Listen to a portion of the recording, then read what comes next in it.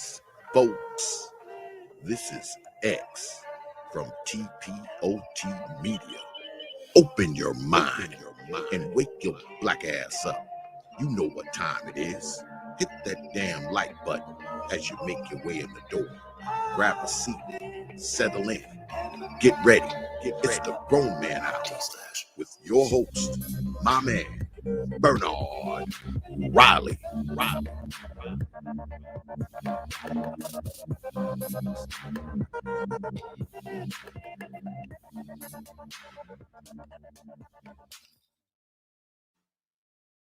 Something special happened today. I got green lights all the way, with no big red sign to stop me, no traffic jam delay. See, I was driving over the moon in my big hot air balloon, floating high into the darkness. I hope I get there soon. There's so many things to do, so many people I need to talk to, and they've all been waiting for me. Well, I gotta make it through. Something special happened today. I got green lights all the way, with no big red sign to stop me, no traffic jam today. Thank my stars for every green. You have no idea what it means. No, no. To a man who's always traveling, who's seen the things that I've seen. I don't know what's yet to come. Not sure of anything that I've done really makes that much difference. Well, I hope it has for some. Something special happened today. I got green lights all the way, with no big red sign to stop me, no traffic jam delay. Well, I was driving over the moon, in my big hot air balloon, floating high up in the darkness. I promise that I'll make it to you very soon. Something special happened today.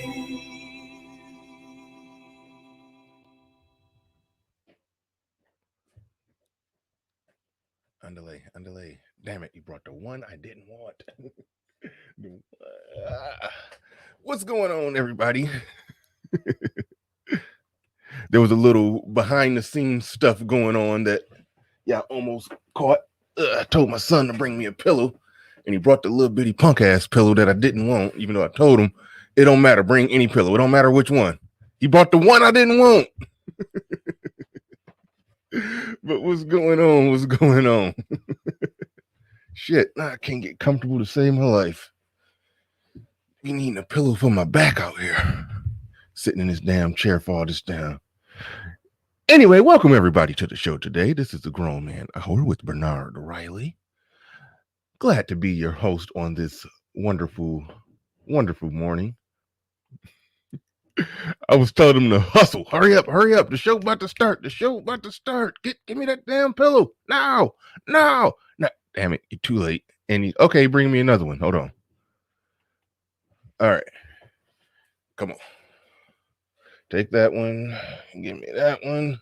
Let's see if that's better on my back. Oh no, we good. We gonna stick with this one no matter what. All right. All right, mic check 1 2, mic check 1 2. All right, and we in here. All right, what's going on, everybody? Good people in the building. About to get this thing started. We kind of segued in the last few shows. Did the show with my man Pablo, the night show when he was out in Medellin. That's on my Patreon page. I didn't leave it up there. Pablo was out there, getting it in that South, that Colombia, that Medellin, Colombia nightlife. It was pretty damn cool. He's kicking it with some ladies, some little mamacitas out there. It was pretty cool. At one point, had him stand up and spin around, and yeah, at least one of them had a nice body. One of them had a fat ass. That was like, I was impressed.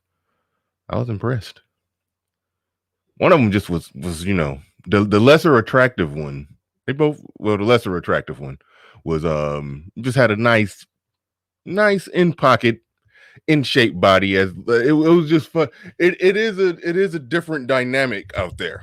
Just looking at it in a wide shot, we probably only see something similar to that in LA, where let's just say if there's a blogger or a YouTuber, most of us, well, I'll speak for myself, I haven't been to LA, but when like a blogger or YouTuber who's from LA is just walking around in LA on the nightlife, and they just get their camera and then just do just a wide scan shot of what's going on, every woman you see is in very good shape. Really good shape. Really nice. You normally don't see that. Like right here in my hometown in Michigan, if I just go out on the nightlife and I just do a scan, a wide shot, you're going to see some nice looking women, no doubt.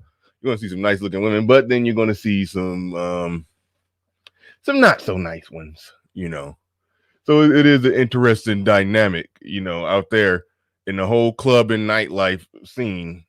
You didn't see not a single out of shape woman. It just didn't exist out there. So yeah, it was pretty cool. It was pretty cool. I enjoyed that. It was a different, straying away from my normal content, which I been doing all week. Kind of, me and after the NBA finals, I tried to do a show on Jenny Mai, but people kept talking about basketball in the chat, so I was like, fuck it, we going in. And then Black Wolf Inc. had sent me $50. A nice little sizable cash app, said he wanted a one-on-one with Fantastic. We're talking about where we rank LeBron now, debating LeBron and Kobe, LeBron, MJ, and all of that stuff. So yeah, we took a little segue, but we back on our normal ski low up in here. So yeah, about to get back to the normal content. But it's fun to take a little break. Shout out to everybody who made it in bright and early. DJ Moss in the building, Aaron B. We got 1 billions. That's my Carl Sagan impression. Joe Biden got caught doing what? Y'all know I'll be late. I get my news from y'all. I'll be late. Tell me what happened. Who's strong? Black women's. That's my David Carroll. Tight End TV UK channel in the building, says Bernard. What's up? Aaron B in the building. Pow pow says shots fired. Al Boogie. He says good morning. B Diddy. Blessings King. What up? Big JT. Work it, JT. Work it. 601. Good morning, Bernard, and peace to the chat. Omega Dreads Gaming channel in here. You and Silent are competing for who be dropping the most random, funniest comments. And Judge Zilla. Y'all competing for that crown. Oh, y'all be just dropping some funny ass ones. Something strong happened today. Wait, so they not immortal? No, they actually not. Endurance only. Omega Dreads. Can't even see. Right when I said he be dropping funny comments, there's one right there. Endurance only. Oh man, somebody wants all the smoke I see. LOL. I want a little bit of smoke, just a little small pinch of smoke. Not all of it though, not all of it. just a little shot, just a little shot of smoke, just a little splash of it, just a little splash of smoke. That's it. Joey Crank in the building says, "Peace, Bernard," in the whole chat. Shout out to all the strong women's in the building. LOL. Right on, right on. Shout out to all the strong, and mighty morphin sisters out there. Shout out to all of them in all their strongness. Shout out to Pablo. Shout out to where you at? There you go. Shout out to Pablo in the building. He says in Medellin, you might see 1 out of 10 girls overweight. The overweight ones, they must stay home when it come time to go out. It was none out there. Even though I like a little extra something down there in the legs and the ass area. So, I don't trip about just the overweight. It's just the overall, how do you look? That's more me. Some people take strict adherence to that body mass index chart.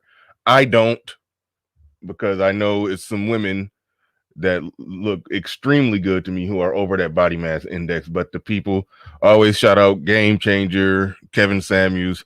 They're fighting the good fight by making it very clear that that's what black women need to be, and that's what need to be attaining for. Because that 80% overweight rate, we can't pretend like the majority of that 80% falls in the category of the women who just got the little extra weight on them, but it's all in the right places, in the ass, hips, and thighs and titties where we like it.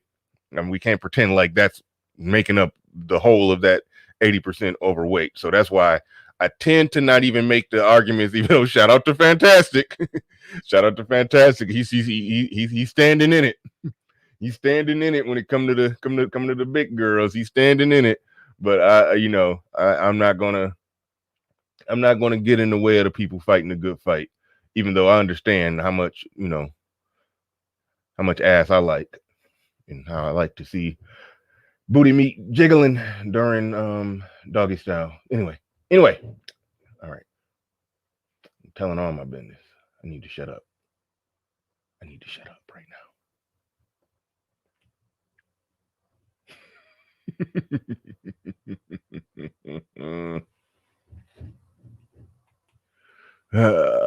When you're used to seeing fatties, you tend to like them thick.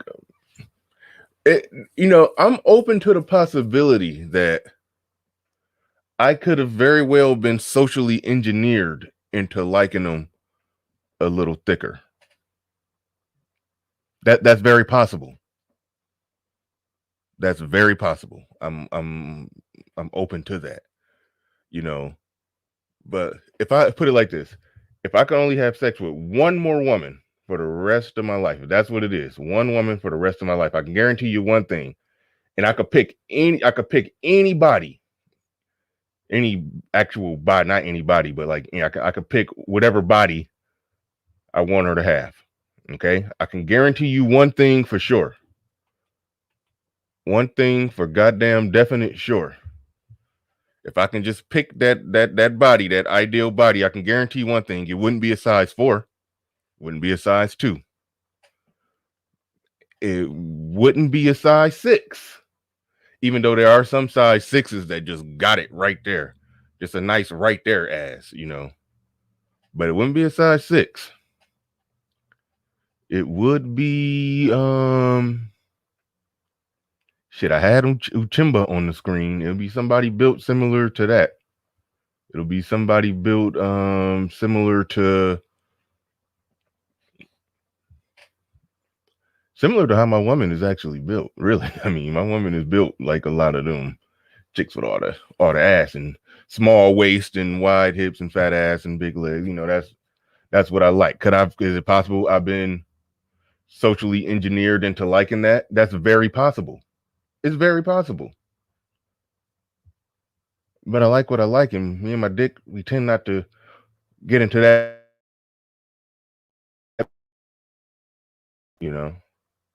I said before, I was dealing with a woman who she was Was she 4'11"? I know when she stood naked on the scale in my house, it said 98.5 pounds. So the whole myth of you like them big chicks because you can't get a slim one. No, I've had, you know, skinny as hell. I've had a slim, thick workout chick where she like used to do like bodybuilding, but when she was off on her downtime or not bodybuilding, she would gain some of the weight back and it would just gain back beautifully, you know. So there's that. Like she's a fitness workout chick. She used to make money doing, you know, fitness videos. Like, you know, just doing the shit on Facebook. So I've had a woman like that, and so I've had the in shape woman that do 1,000 squats a day. I've had all that. I've had it, and so I know what I like, and I like what I like. But I'm not about to provide cover for the ones that's just non-negotiably fat. I'm not going to provide cover for that. I'm not going to provide cover for them. And I hate that I even started this conversation because that's what ends up happening inevitably in these type of conversations. You end up indirectly providing cover for women who out of shape and not even trying. And that's where it goes south. That's where it goes south. But yeah, you know, if I can pick one woman, if I had to pick just one woman, one ideal body. It would not be a size 6. Would not be a size 6. Y'all gonna make me pull up some shit. Hold on. Y'all gonna make me pull up a body on y'all.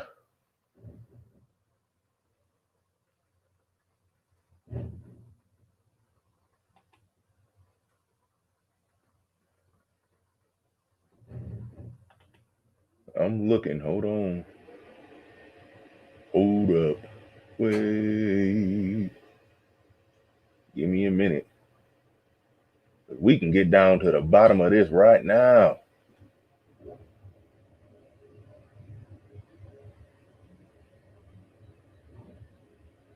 Right now.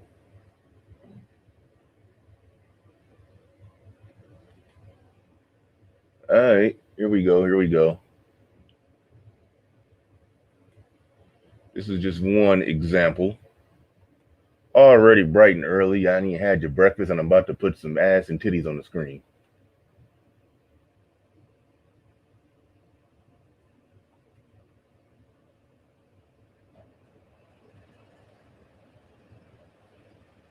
All right. Like, that ain't no size 6 right there. That ain't no size 6, but it ain't too many size 6s that I'll take before that. You see?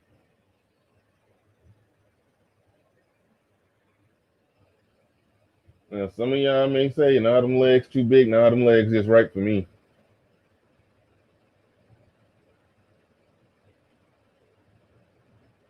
All that is just right for me.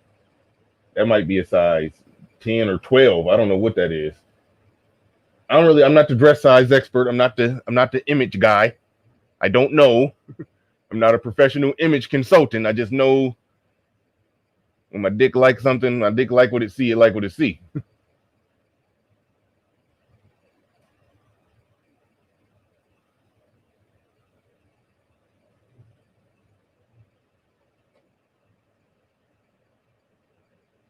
And he said diabetes. Okay, whatever. One kid, she's done. Okay. She nice. I agree.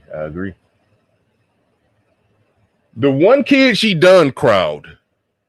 Do y'all actually if you're not in the marriage market, you really shouldn't be making that argument. Now, if you're in the marriage market, then yeah, then that's a legitimate thing. Like, shout out to Game Changer again. He said, I showed him Raviloso, I think that's her name. I showed him Raviloso. I think I said her name right. And he said, you know, in very Game Changer fashion, he said, I see no long-term utility with her. I'm like, okay. I mean, and I understood that because he looks at women for you know, I'm sure he engages in casual sex, but at the end of the, I mean, he said he wouldn't kick her out his bed, but I'm sure he engages in casual sex from time to time as well. But he made the point very clear that that for the long-term game, marriage and children and family, a traditional, you know, long-term patriarchal family, a chick like that would not be ideal. But if y'all not in that game, if y'all just on some casual sex hookup life, then no, y'all shouldn't even that whole argument. That's not y'all argument. That's guys in the market for marriage and long-term relationships or marriages, state sanctioned or not. That's their argument. That's their argument. That's not y'all argument.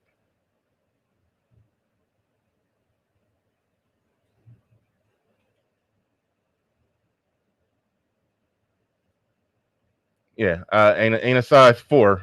Ain't a size 4 that can take that cake right there. I'm sorry.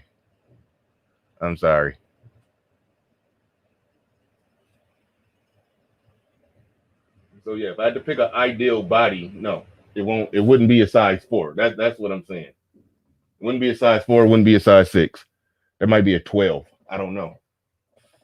Especially if she's tall. If she's 5'9", which that's the height I like, that's definitely at least a 12.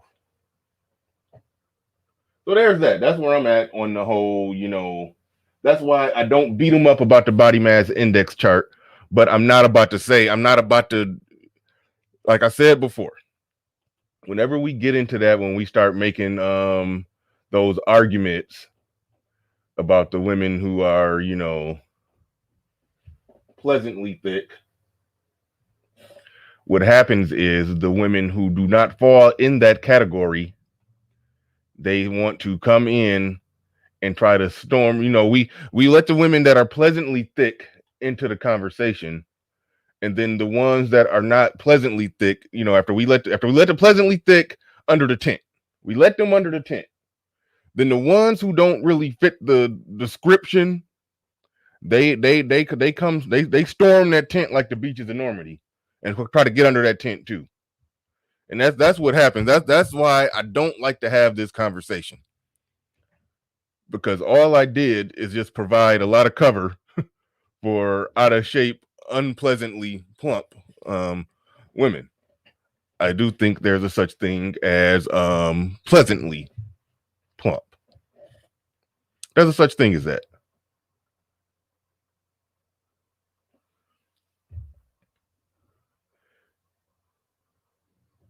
And they start trying to, yeah, like we let women like that under the tent, and then here they come. They storming it like the two towers. They storming it like Helm's Deep. Like, no, this ain't for you. This is not for you. The problem is thick equals 130 to 300 pounds. Yeah, that's a lot. There's a lot of that going on. There's a lot of that going on.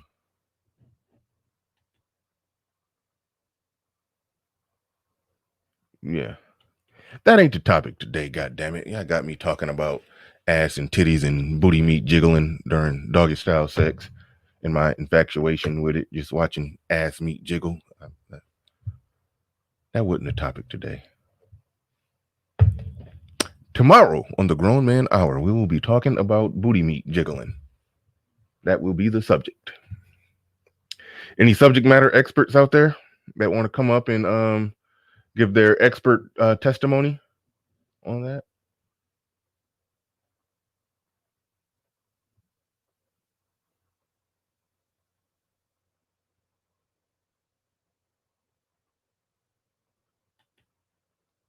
show some Ethiopian chicks. I don't know that much about Ethiopian chicks. I mean, I've Googled that before, but it's okay. It's some badass. I never know what sometimes they say it, sometimes I pay attention, sometimes I don't. But it's some bad African women on Instagram. There's some bad ones out there. Black Wolf Inc. in the building says, what's the status on the other Cash App? I'll get to you on that one. Give me a minute. I'll get to you on that one. I will get to you on that one. In fact, be looking out for your email. I'll give you a formal update. So just be checking your email.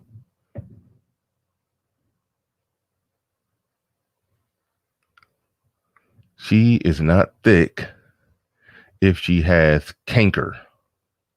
I don't know what canker is. I thought you were saying cankles. I thought he was about to say cankles. What is canker?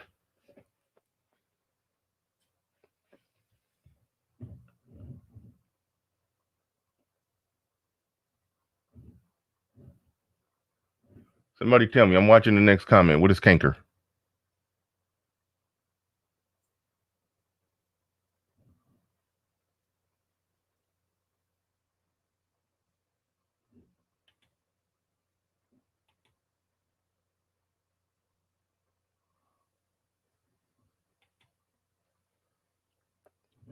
Yeah, I think he meant cankles. Yeah, I think he meant cankles. And see, now this is where I get on some bullshit, because I've noticed that a lot of them chicks with the legs like that woman, they do be having some cankles, and I've just learned to accept. I've learned to accept the cankles. If I learned to accept this one thing, now some of y'all are just going to be horrified by this. What I've noticed with women built like that, who are also 5'9", that's about the height that I like. That is the exact height that I like. 5'9", built like that. You can't be that tall, because 5'9" is very tall for a woman. So you can't be that tall for a woman, and you can't be that, got wide hips, thick thighs, big legs, and all of that. You can't have all that and also have small feet. So I've had to bend on that too.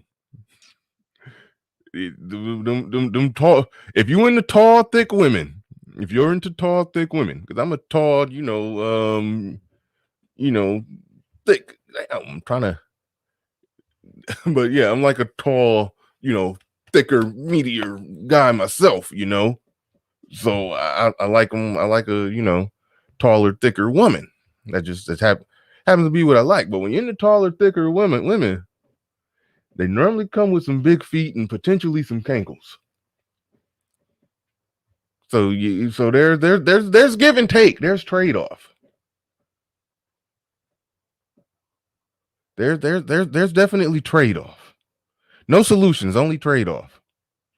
Because when I was messing with smaller, more petite women, okay, yeah, they were smaller, and smaller women, it's certain things that smaller women will, look more, I mean, you understand. If you've been with a smaller woman, it is a different feeling when she like curl up into you and stuff. Like, I mean, it's, you feel all big and strong, and man, it's other little things that are benefits. You ain't gonna be no cankles, the feet real little. You can put the little foot in the palm of your hand. Like, I mean, is little shit like that.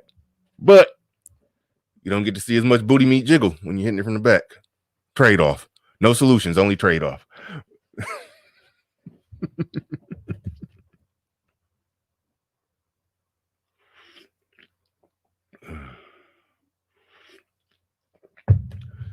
See, January, man, I knew somebody was going to say that. I don't like short and thick. Every time I've had it, it's just never really been. I thought I would, because, I like short, little bitty chicks. And I like taller, thicker chicks. But I thought a short, thick chick would be right in the middle where, like, yeah, this is where it's at. No. It just don't look right. It don't look as right to me naked, and they can look kind of oompa loompa-y. They can not really. That's exaggerating it. But no, I that don't do it for me as much as I thought it would. I thought it would until I started getting it, and then I was like, no, this ain't really ain't really my thing. Short and thick is hard to work with. You can't do much with them. Low center of gravity. Yeah. Yeah. One thing I noticed is we all like the similar waist to hip. There you go. That's really the key point. And I got to shout out to Game Changer again. I shout out Game Changer a lot. He's the Game Changer, just be low key, just saying a lot of golden nuggets in the midst of his snarky, witty, polite asshole routine that he does. He will drop out so much stuff that's just wonderful. Like, for example, he said when Fantastic was showing pictures of thick women, I'm getting to the topic sooner or later, but when Fantastic was showing pictures of thick women, he was like, okay, so you like that woman, you like her waist to hip ratio and all of that. Are you telling me if the ratios were the same, but she was just smaller with the same ratios, would you be less attracted to her? Now, that's a good point. That is a really good point, because normally when guys who like them thick will argue that, man, I don't want no little skinny toothpick. Well, that's kind of a straw man, because it's only speaking to, like I said, that 98.5 pound chick that I used to mess with. You know, she had no curves. She was straight. You know, she was just basically just straight up and down. You know, there was no curves. However, we do know, maybe not at 98 pounds, but we do know that, you know, a 5'3", 5'4", it's a such thing as a 5'3", 5'4", you know, 120 pound woman who is shaped like that. And that same woman, when she gains more weight, some of them, not all of them, but some of them still stay shaped the same way. It's just the ratios don't go nowhere. They just expand.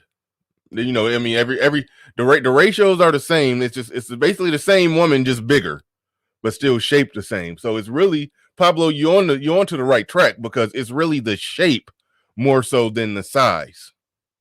That's what it comes down to. Now, it does get into an area where it could be too big, or it can be too small. But it's the shape more importantly than anything. That is truthfully where it's at.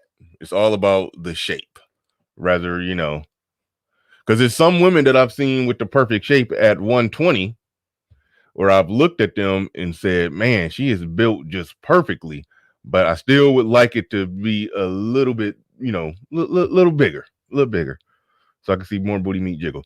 All right. Yeah. January, man, it's all about that ratio.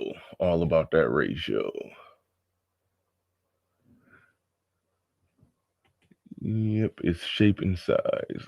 All right, what are we doing here today? Why are we on this sub? Let me check my thing. Now I'm just checking text messages and shit. Okay. All right, checking important stuff here. All right. On the subject today, they are not strong. I was trying to be careful about what I put in the title, but I already said enough today. I want to get to more like, well, if I see that, make that booty clap. Okay, I've been hearing some things. Women have been saying it, men have been saying it. A lot of times when I respond to things, it's because I've heard men say it. When women say it, I'm listening. But when men start saying it, then I want to respond to it. I hear the women, but sometimes they're just saying shit. You know how women do. They just say shit. They're just going to do whatever they can to make any excuse, rhyme, or reason for whatever it is that they feel needs to be said to justify whatever they need to justify. So that's what women will tend to do. But everything that women say isn't just some outright bullshit. A lot of it is. A lot of it is. But all of it ain't just outright bullshit. So what I've been hearing men say, men been agreeing with a point that women have been making. A lot of men have made the point, and it's the concept that and there's a bit of truth to it, but there's some underlying embedded fuckery in it.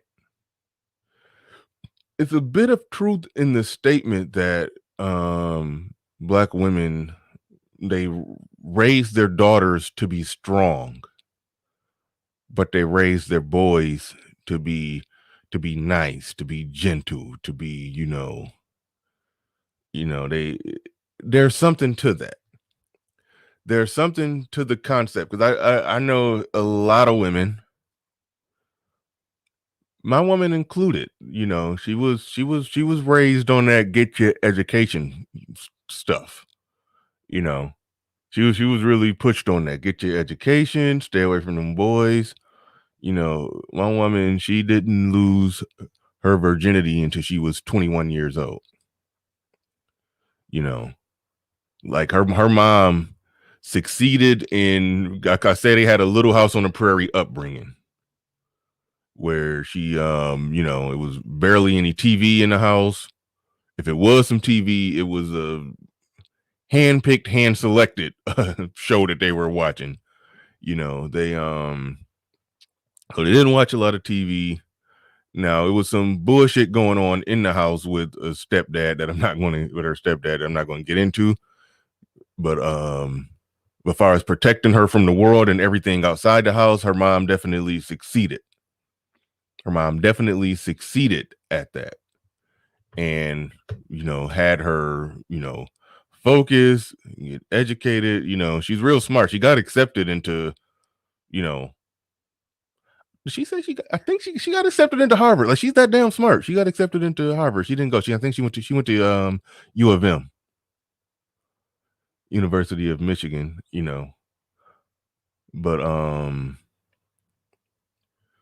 But yeah, so she was real smart. She was raised, get the education. She fit the prototypical stereotype, because, like, when I say some of them were given bad ideas, it's a bad idea. The whole concept of, get your education, build your career, do this, do that. Don't worry about all that. And then, late in the game, when you're in the danger zone, now you can go find your husband. Shout out to Kevin Samuels for the concept of the danger zone. A lot of them, they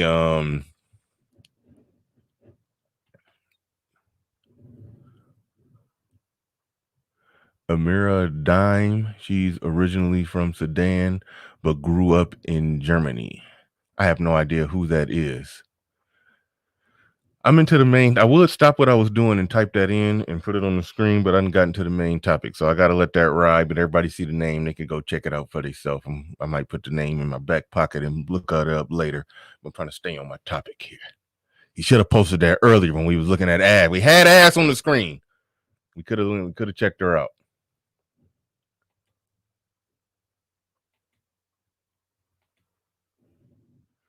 But yeah, but a lot of women get bad ideas plugged into their head. Get bad ideas plugged into their head. They think they're supposed to work and build a career and do all of that, and then a husband just going to fall from the sky once they've established themselves. And then what ends up happening, a lot of them, and the data actually shows this, a lot of them will end up going and getting pregnant, deliberately when they make it to them early to mid 30s and realize, oh shit, my little strategy to find a late game husband didn't work.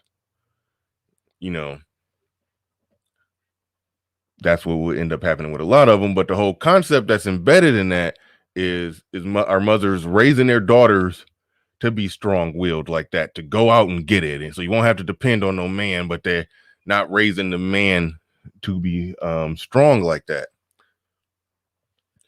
I've heard that,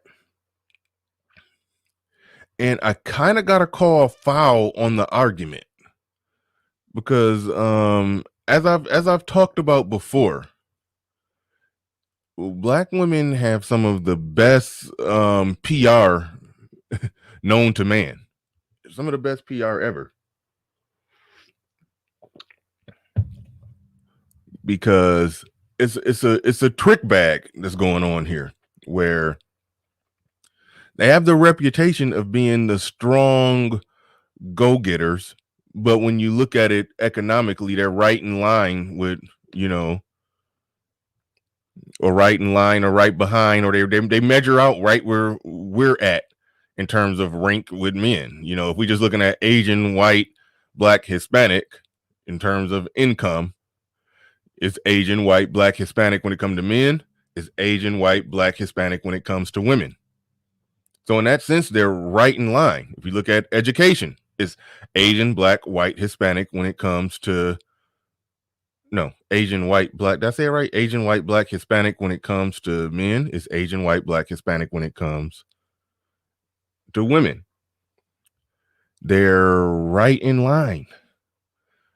But the concept is that the Black men and Black women out of the same household, the Black woman is raised to be strong. The Black boy is either neglected or raised to be weak. What I would argue is that it's equal raising to be strong and it's equal neglection. I can't go with equal. I can't go with equal. Let me pump the brakes. I can't go with equal. But the notion that they're raising their daughters to just they're cranking out all these strong daughters, I don't see it. I think that's the PR. And I think what it comes down to is that when a guy is underperforming, when a guy is not being a leader, when a guy is not doing what he's supposed to do, if a guy ain't shit, if a guy is just working part-time at Popeyes and got a couple kids by a couple women, we can readily identify that guy ain't shit. We know he ain't shit. Yes, it may be some circumstances. It may be this, it may be that. Let's not just kick dirt on another brother. I get it. I'm working on that. I'm working on it. But at the end of the day, we can objectively say that there's some underperformance going on there. We can objectively say there's some underperformance going on there. But with women, it's a different thing. The single mother on welfare in the same shape as that guy at Popeyes gets treated, gets called just as strong as the strong, educated woman that got a good job and a degree. They're both equally strong. So it's like the social safety nets or just good PR makes us to the point to where a woman can't be, called out or criticized or looked at as if she's failing in life. And now the perception is that our women are just strong and kicking ass, even though they statistically fall within the margin on damn near everything. But the perception is that they're just kicking ass and we're just scraping the ground floor.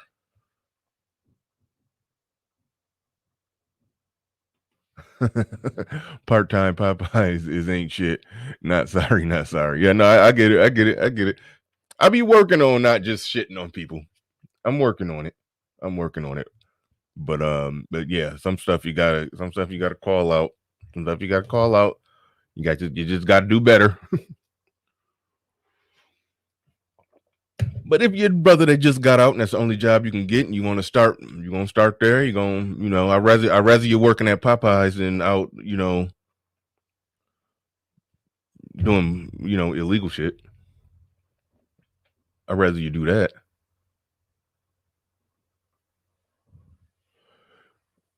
But yeah, like somebody just said in the chat, there's no metric. There, I can't even find it. She is more than more than a conqueror. Conquerors. That was a song.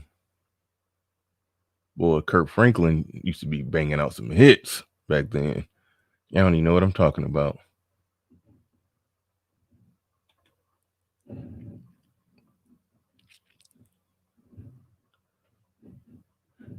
Complex Design says strong is being confused with empowered. Black women are empowered.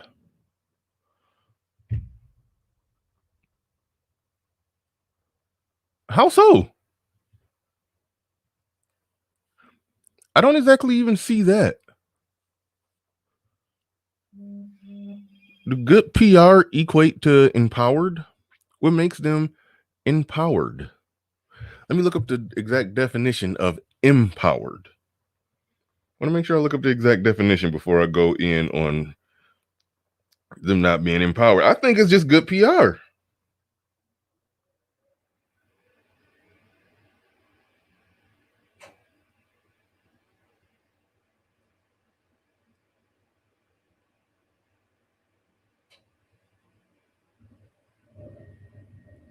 Give someone the authority or power to do something.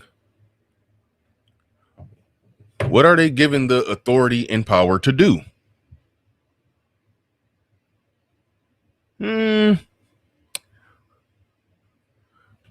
Women in this country are given the authority and power to do whatever the fuck they want.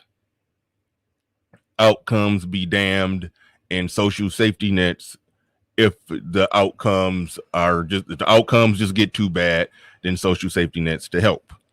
So they are empowered to do that. They but is that really empowered? They have,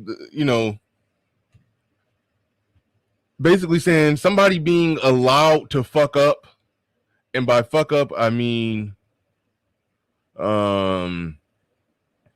we can all agree that a woman has fucked up in her life if she got pregnant at an early age and living off the system, working part-time at Walmart. We can agree that, okay, yep, she's fucking up. She got 2 kids by 2 different men. She's working part-time at Walmart, and the government, the taxpayer, is subsidizing the rest of it.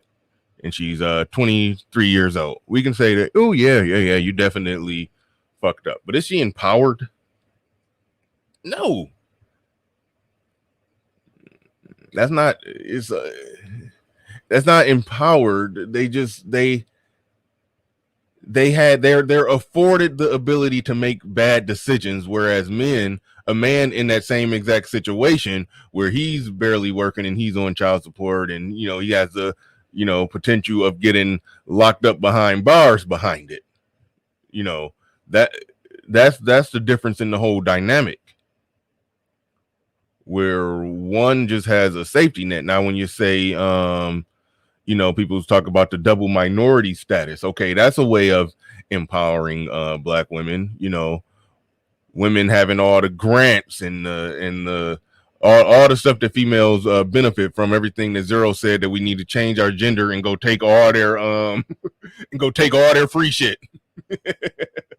We need to go change our gender on paper. Let me make sure I put it in on paper so we can take all their free shit from them. That's that Zero's Romperius Jackson argument. So in that sense, they are empowered, but is that really empowering, or is that just giving somebody something? Giving somebody a hand up or hand out, hand up, hand out, whatever. It's like, so in that sense, yeah, women are, I feel like that's coddled more than empowered. I feel like we're looking at the coddling and saying that they're empowered, and then we look at the ones who are actually going out and getting it, and we're saying that they're strong. But the ones who don't even meet that standard of what we're calling strong get smuggled into strong, because you could be a poor single mother on welfare. Tell me how you did it. You dear mama, and you're still strong. You're trying to make $1 out of 15 cents. You got a bunch of kids by a bunch of men. You're poor. You're on welfare. You're still strong. So it's the whole concept of female strength is a faulty concept. And I'm glad some women are even getting to the point of giving some lip service pushback to the concept of them being strong. That is happening as well. Some women are giving some lip service pushback to that shit. Now, they don't want to give up anything. They don't want to change their routines, their behaviors, their this, their that. A lot of them don't want to do that, but they understand. They're starting to understand the flaw in that whole being strong thing. Because if you're viewed as strong, you're not viewed as feminine. You're not viewed as feminine. Men are going to want you less. And then so your whole strength thing is, is leading to the perpetual state of singleness, which also leads to later in life. Now that we know over 30 as the ones as becoming all the single mothers, lead to the perpetual state of single motherness, because we know that there's always going to be a percentage of reckless with they seed bid bucks who are there to impregnate those women who was not interested, who are living like men, not being interested in getting married in their 20s. They only want to get married and start a family in their 30s, as a man should, because a man should be in a better position to provide when he's ready to start a family. But women are trying to play that same game with a biological clock ticking against them. And whether they're winning at that game, meaning they got their education and a good career and they're making good money, or whether they're losing at that game, working part-time at Walmart with a couple kids by a couple men, with the government subsidizing everything that the bullshit Walmart check don't cover, they all get warped in as strong. They are all strong women. Because we cannot, it's no way that we can readily identify or even call it out or even say that a woman, not into the black manosphere, a female failure was never even a thing. Male failure is easily and readily identifiable. We know right away when a guy is failing at life. It's non-negotiable. It is a non-negotiable thing. And so now the perception is that black women are strong, black men are weak. And when that black woman and that black man, they come out of the same households, they get together, and then now they're and now this woman is, viewed as a go-getter, even though she's just a regular chick with a regular job, many cases. And this dude is viewed as underperforming, even if he's just a regular chick at a regular job. Like that's the trick bag that causes a lot of women to look at a man as lesser than, where reality is he's ultimately doing the same thing that most men do. Most men work for another man. Most men just go get a job and they go to work and they make money and they try to pay bills. And then there's the notion and the idea. Now this is the part where I agree with how black women raise their sons, because they do want to raise their sons to be nice, to be kind, to be generous. They want to tell the boy what to do and all that. We know the story with that. That's been covered. Most people in this space understand the concept of that. The boy being raised by the woman, the woman telling him what to do. A lot of black women, there are some ball busters and beraters. And then if the guy isn't strong-willed and don't become a man and overcome that and get out of that psyche that, a woman's supposed to be telling him what to do, he may end up getting with a woman who was taught to be strong, independent, so you won't have to depend on no man. So she's bringing all her strength to the relationship, and he's bringing all of his, being told what to do by a woman into the relationship. And then there can be an imbalance. But to that, I'm saying, what about those women who don't fall in that category that the woman that I just described? I'm talking about the ones who are not these strong, empowered go-getters. which statistically most of them are not. You know, what happens in those relationships? In those relationships, what's going on there?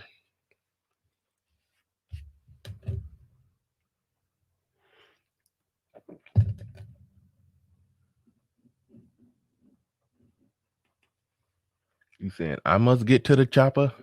Oh no, he must. Oh yeah, the guy I was describing. Yeah, he do got to get to the chopper. You do got to get to the chopper.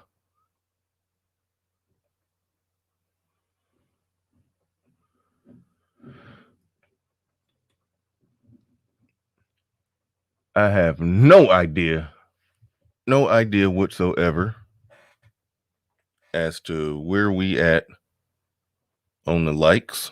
I'm about to find out right now. You like stingy mother.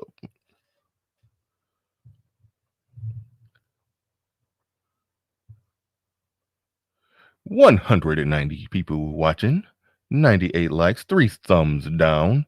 Go ahead and hit the like button. And like I said before at the beginning of the show, you are listening to the Grown Man Hour with Bernard Riley. That sounds goofy every time I say it. I ain't gonna lie. Let's get yeah, there goes Catch app scrolling across the screen. Leo Anthony just sent me a super chat. Appreciate that. About to read that in a second. Let's see. I need to. Okay, I'm telling out too much of my personal business here, and somebody gonna try to clown me for this. I either need to trim my mustache or my nose hairs, one or the other. Something is getting irritating at the nose area. Something. I need to go tweak something. I keep having to do that. Something ain't right. I need to go do some trimming and edging up there. And something is irritating and tickling my nose. Super chats coming on in. I appreciate it. Let's do something. Okay, yeah, I've moved the needle on the likes a little bit. We went from, what was it, at 90? We just jumped up to 117. I just hit the like button my damn self, because I always forget to hit my own like button when I'm trying to get the show set up. Always forget to hit my own like button.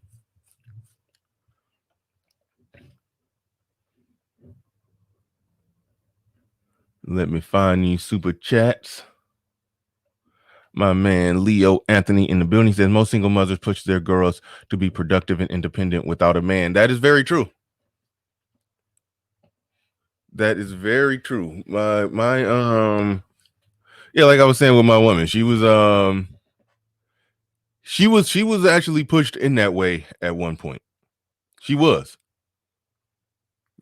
pushed in that way to be strong, independent without a man. It was a point where she was raised like that, and she, in her mind, she thought that she was doing that. It's like it's a weird thing. You know, she's had, you know, realization on all of the shit now. So I mean, she's a different person now. But she was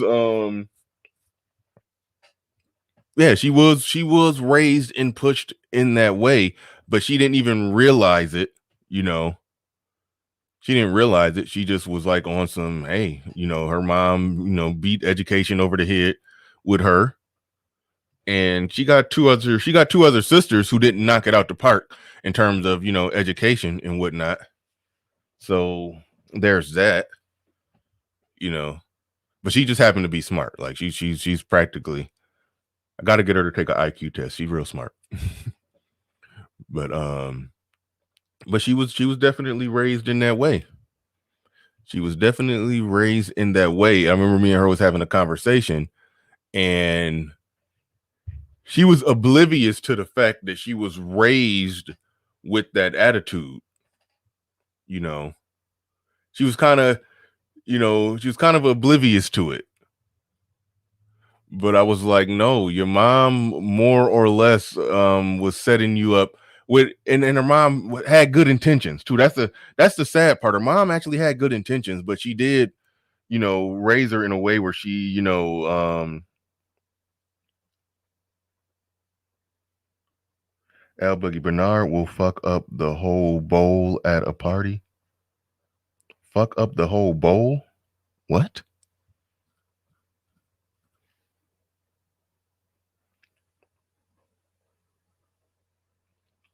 I don't know what you're talking about.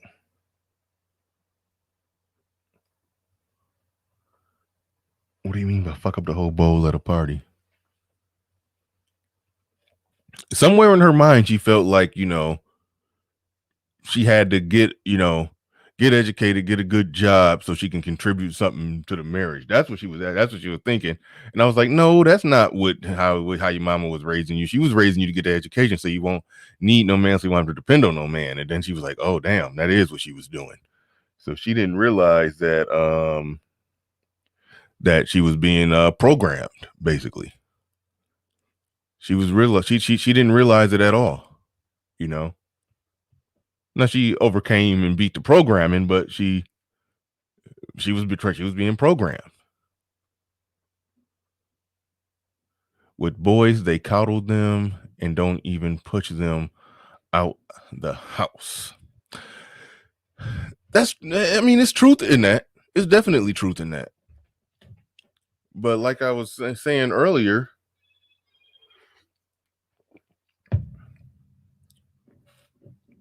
there's not really a strong, solid way of measuring it, because Black women are not just out there doing gangbusters regardless of what their PR is saying. Like, if Black women were objectively 100% in every measurable way possible just outperforming Black men, we could say that. Now, it could be the case that they are doing exactly that, and despite them doing that, Black women still are not doing gangbusters, but they got the PR of somebody who's just doing gangbusters out there. Like, look at everything that Asian women are. Look at Asian women income compared to Black women income. Asian women education compared to Black women education. Look at everything across the board, and it's not close. But they get the press and publicity of Asian women when it comes to that. Thank you for that super chat. Appreciate it. Sisters ain't strong. I guess they missed their vampire slayer calling.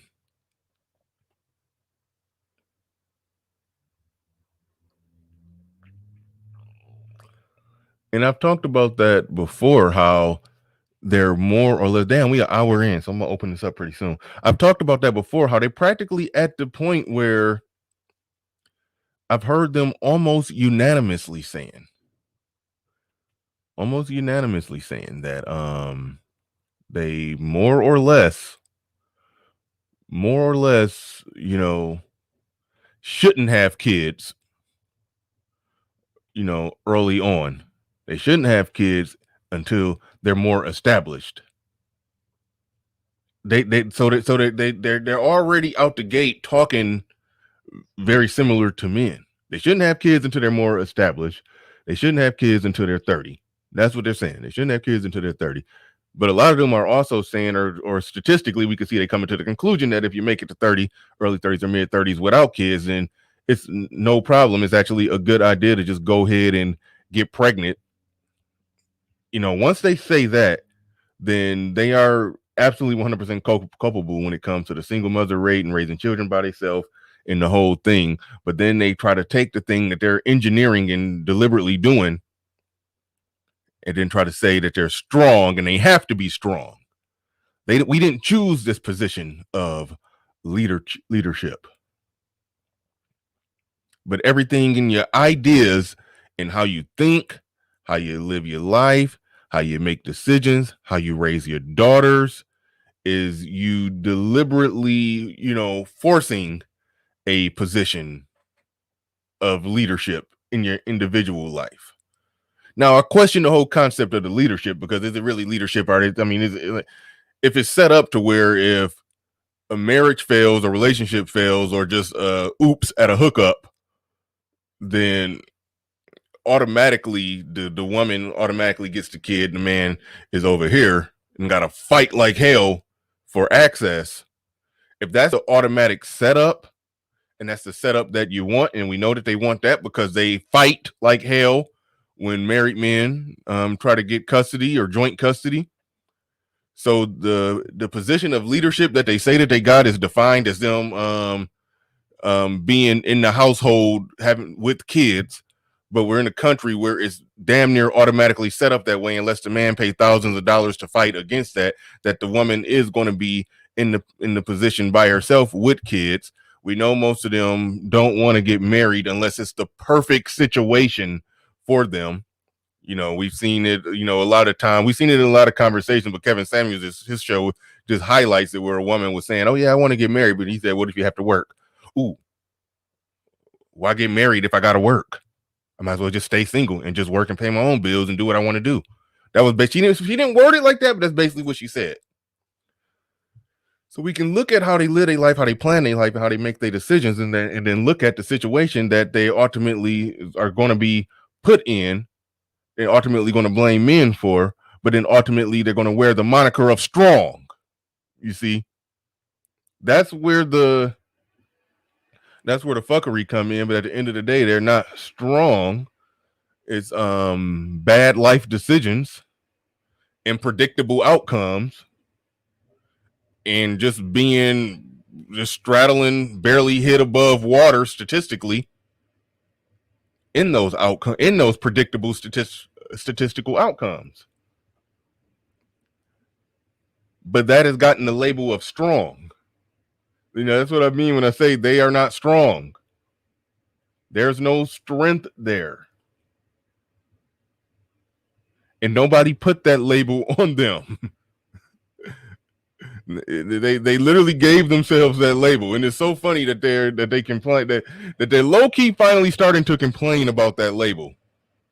They're low key finally starting to complain about that label. That's really the funny part. That's really the funny part. The link is in the chat. I've been rambling for an hour, and y'all know I run out of spit after a little bit, so I want to hear what your good brothers got to say on this topic.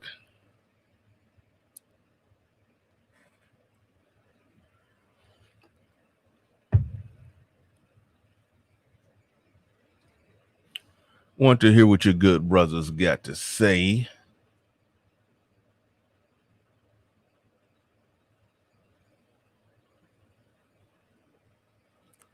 Strong people don't have to tell you they're strong. Right. There's a weaker vessel for a reason. Interesting.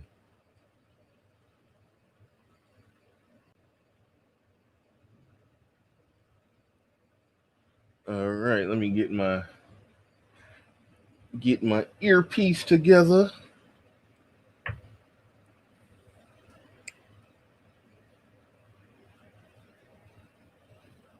Oh, we got a good one going here so far. We got Judge Zilla, Complex, Pablo Fresco Bar in the building. Like what we're seeing here. What's up, gentlemen? Welcome to the show. Hello. To the show. Good morning. Top of the morning. Hail Cybertron. What's up, Judge Zilla? What you got, man? What you got? This is what you're failing to take into account here, Bernard. Oh, okay. By their own admission, they've just had to be strong for so damn long. Like, I mean, you know, since back in the day, since men were wearing butterfly collars, they've had to be strong. Since men were wearing burlap sacks, they've had to be strong. These women have had to be strong and carry all of the burdens and suffer all of the slings and the arrows for the ain't shit black man.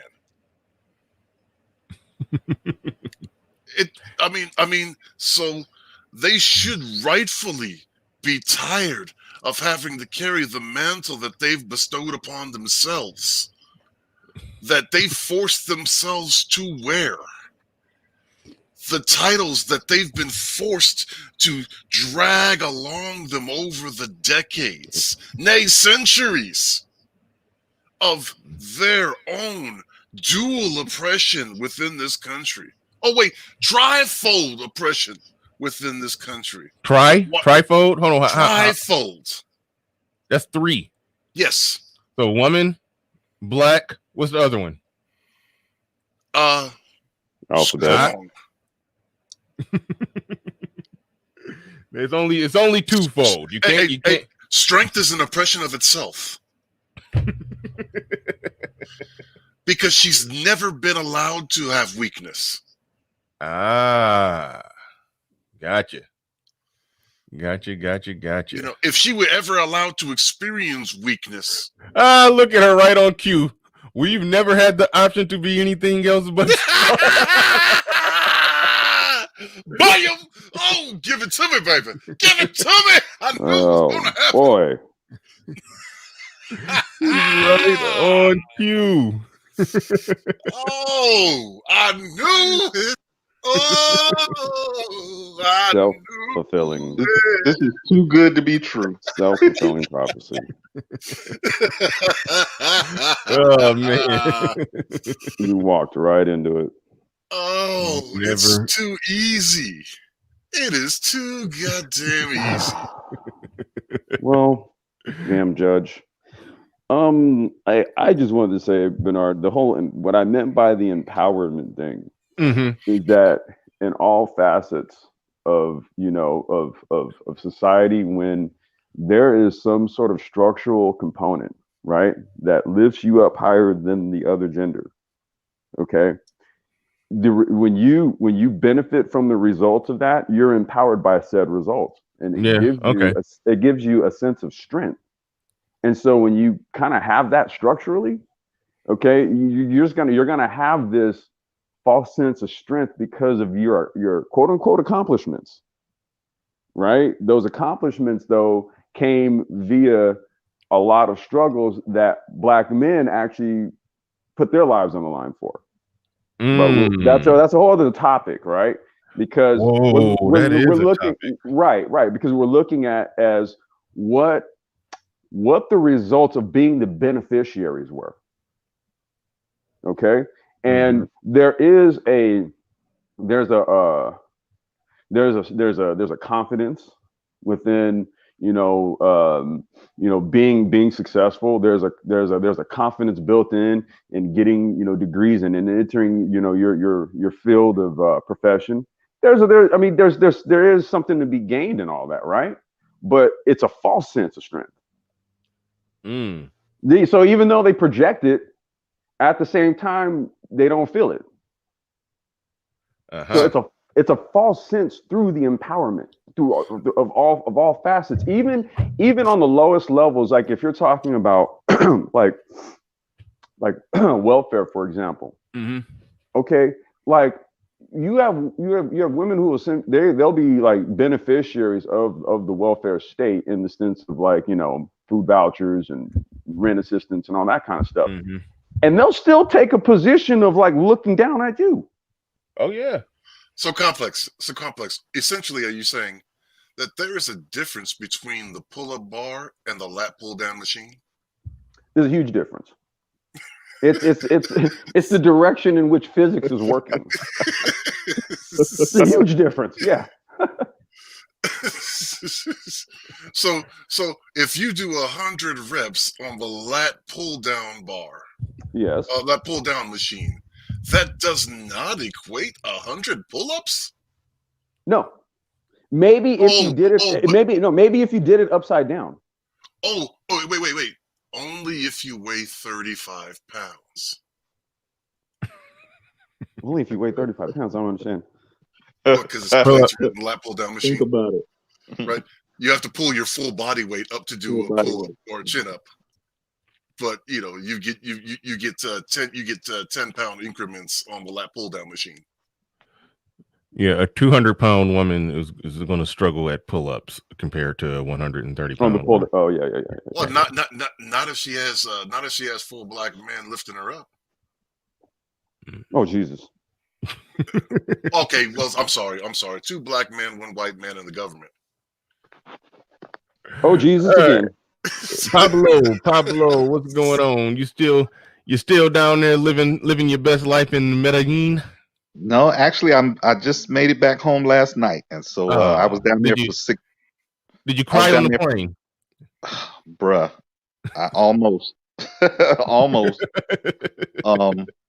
I was there for 6 days. So yeah, I'm back now. And I went to work this morning and they told me I had to get a negative COVID test, rapid test before I go back to work. Good. So the earliest they could schedule me for is Saturday. So it looks like I'll be out 2 more days. But anyway, on this topic, it's kind of like a Jedi mind trick, right? Mm-hmm. Because if I tell you black don't crack, maybe you won't notice I weigh 300 pounds, right? If I say it enough, maybe you'll start to believe it, and you won't really take a really good look at me completely, because I'm just continuing to beat you over the head with the mantra black don't crack. And maybe if I tell you how educated and strong and independent I am, you won't notice that I'm the second poorest person in America, only behind Latino women. You won't notice that if I just tell you that I'm independent, I'm career minded, and I'm doing it on my own. You won't notice the facts if I just continue to beat the drum. You understand? But all my life I had to struggle. It does. Judge funny. It does seem like there's Judge, I detected a bit of Holy Ghost in that. Yeah, me too. Yeah. It seems to be a concerted effort to say things that are not true and that will ultimately become your reality. Like, I mean, for example, I hate to reference this example, but y'all probably remember the last time Jessica Enlight was on my show, and she was saying that black men are not checking for black women. So what is ours to do? And so we basically got around to the question, okay, well, why isn't these other men checking for you, saying that you're going to have to go get one of them? And she's like, well, I haven't made myself available to them yet. If you listen to like, I mean, you got the Harry Potter cloak of invisibility, like they can't see you. Like, what do you mean? Like, I didn't get that. But it's like, if you look at what a lot of them say, like, and I'm talking about like the swirlers now, or even black women in general, they talk about it from the perspective of like, oh, these other men are just beating down our door and we're actively telling them no. We're beating down the door of black men and being told no by black men. But these other men that are coming for us, we're just pushing them off, just waiting for you. It's like, that's clearly not what's happening. I mean, they will say that and say it enough and build YouTube channels off that lie, hoping that if they just keep putting it out there, people will believe it. Like, it's a crazy thing they do. I mean, I like that. I would prefer that they keep doing it. Really, I would prefer that they keep doing it. And, I would because I don't see reality matching up with that. I don't see it. But I would like for them to keep pushing the narrative. Maybe perhaps one day it could possibly happen. Then they wouldn't be full of shit. Well, I believe it. Personally, Bernard, I don't understand why you don't. See, I believe it because in growing up in my neighborhood, I knew a dog that only chased domestic vehicles. Jesus Christ. Okay, holy shit. Okay. So she says that's what we have been doing, Bernard, being race loyal. Okay, so you've been just trying to beat down the door of black men who've just been giving you a stiff arm, Heisman stiff arm, while you're Heisman stiff arming all these other men. Black men don't want you, but every other man does. Get away from you, strong woman. Like that's the perception that's what's been happening out here. Oh, strong woman, get away. That's exactly why they had to scrub the data from OkCupid, Plenty of Fish, Tinder, because they're all owned by the same company. That's exactly why they had to scrub the data that said black women were the least desirable of all women and Asian men were the least desirable of all men. That's exactly why they had to scrub that data, because of that strength and because of the fact that these poor women were being inundated with no messages from men that were the ones that they desired. Let's Yeah, hold on. Let's lack talk of about that for a second. You saying they scrubbed some? I do know the data came out there that Asian men were the least desired. Which is interesting because Asian men make the most money, but they're the least desired. So that's an interesting thing to think about in and of itself. But I know I'm familiar with it though. They said Asian men were least desired. Black women are least desired among women. When you say they scrub the data, are you saying you can't even Google that and find it no more? Like, what do you mean by? It's a Yes, very yes. it's a very difficult time to find that data now. And again, it's because of the avalanche of unsent invitations to Black women. The avalanche. They were completely bombarded with a lack of interest. I don't think you can get bombarded with the lack of interest. That's You can't wait. Oh, you might be right about that. yeah, you can get unbombarded. Corner Store Podcast in the building.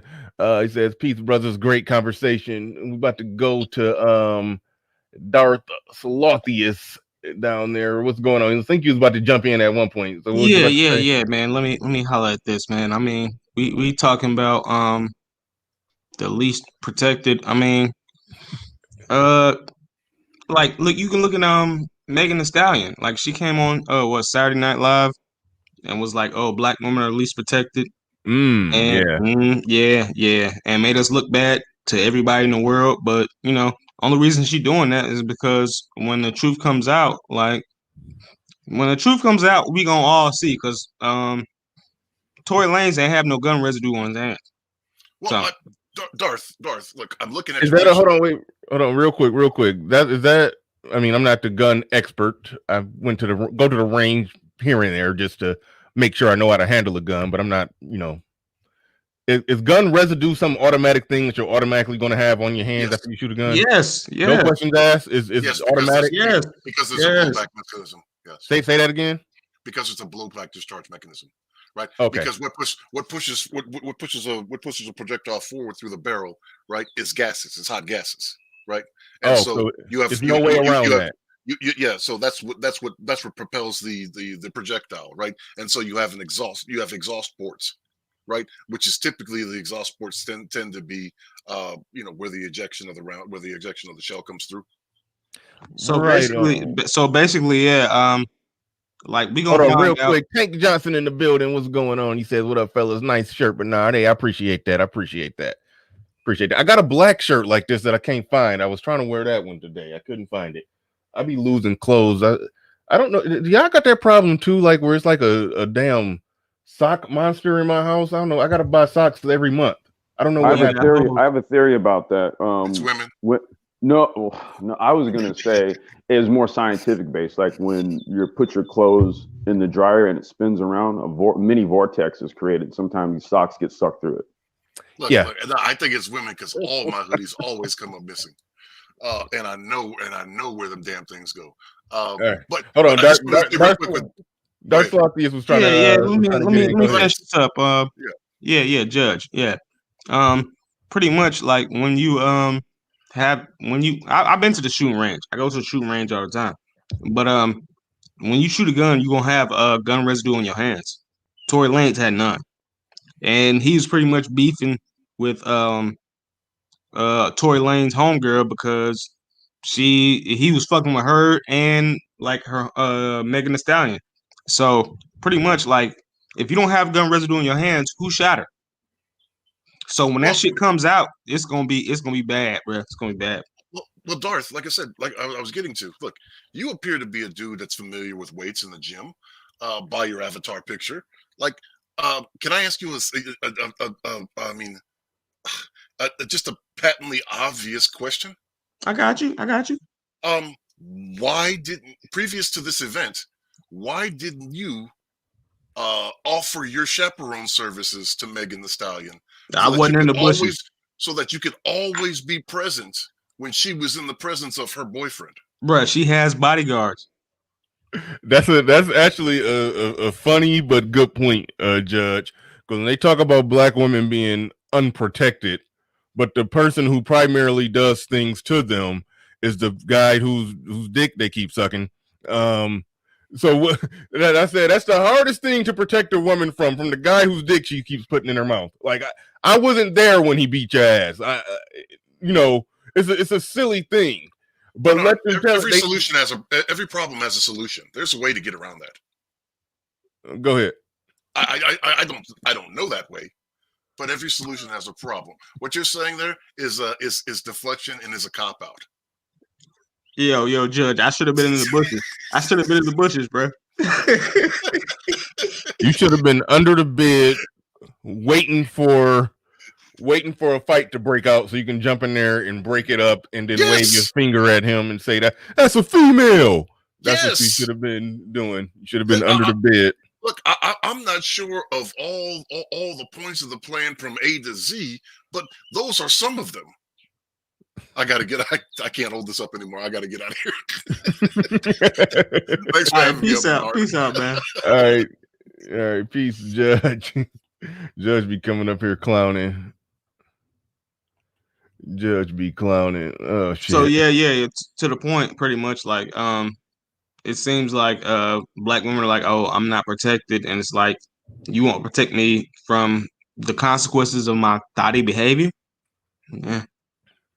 Yeah, that's more or less what's going on. What's going on out there? It's crazy. I'm looking at the chat. Let me see what we got on the likes. We just have 130 likes in here, but it's 132. Let's get the likes up, good people. Let's get the likes up. We ain't doing completely horrible. I tried to say terrible and horrible at the same time. I said horrible. We ain't doing completely horrible on the likes, but let's get them up a little better if we can. Let's do that. Work your index finger and your thumb. Somebody got background noise. I think that might be Archer, but go ahead. You got the flow. You got the mic. Hey, how's it going, Bernard? What up? Hey, this thing about them being strong. First, I want to point one thing out. If you're really strong, you wouldn't have to say it. It would be self-evident. We would notice your strength. But the fact that you have to broadcast it all the time shows you're not actually strong. You're insecure. Facts. And there's a big difference between being strong and being insecure. Insecure people are loud. Strong people are quiet. And as far as you having to be strong, or we had to be strong because of this, you never had to do anything. You are women. You've never been a threat to anybody. You never will be a threat to anybody. The only reason why other groups of people let you get away with anything is because you're a woman. You're not intimidating. I know black women, I think they're Xena the warrior princess and they're out here slaying dragons, but you're really not. You're not intimidating as a group of women. You're not a female army. You're not going to overthrow a group of men. That's why men laugh at you when you protest. That's why men laugh at you when you try to show any strength.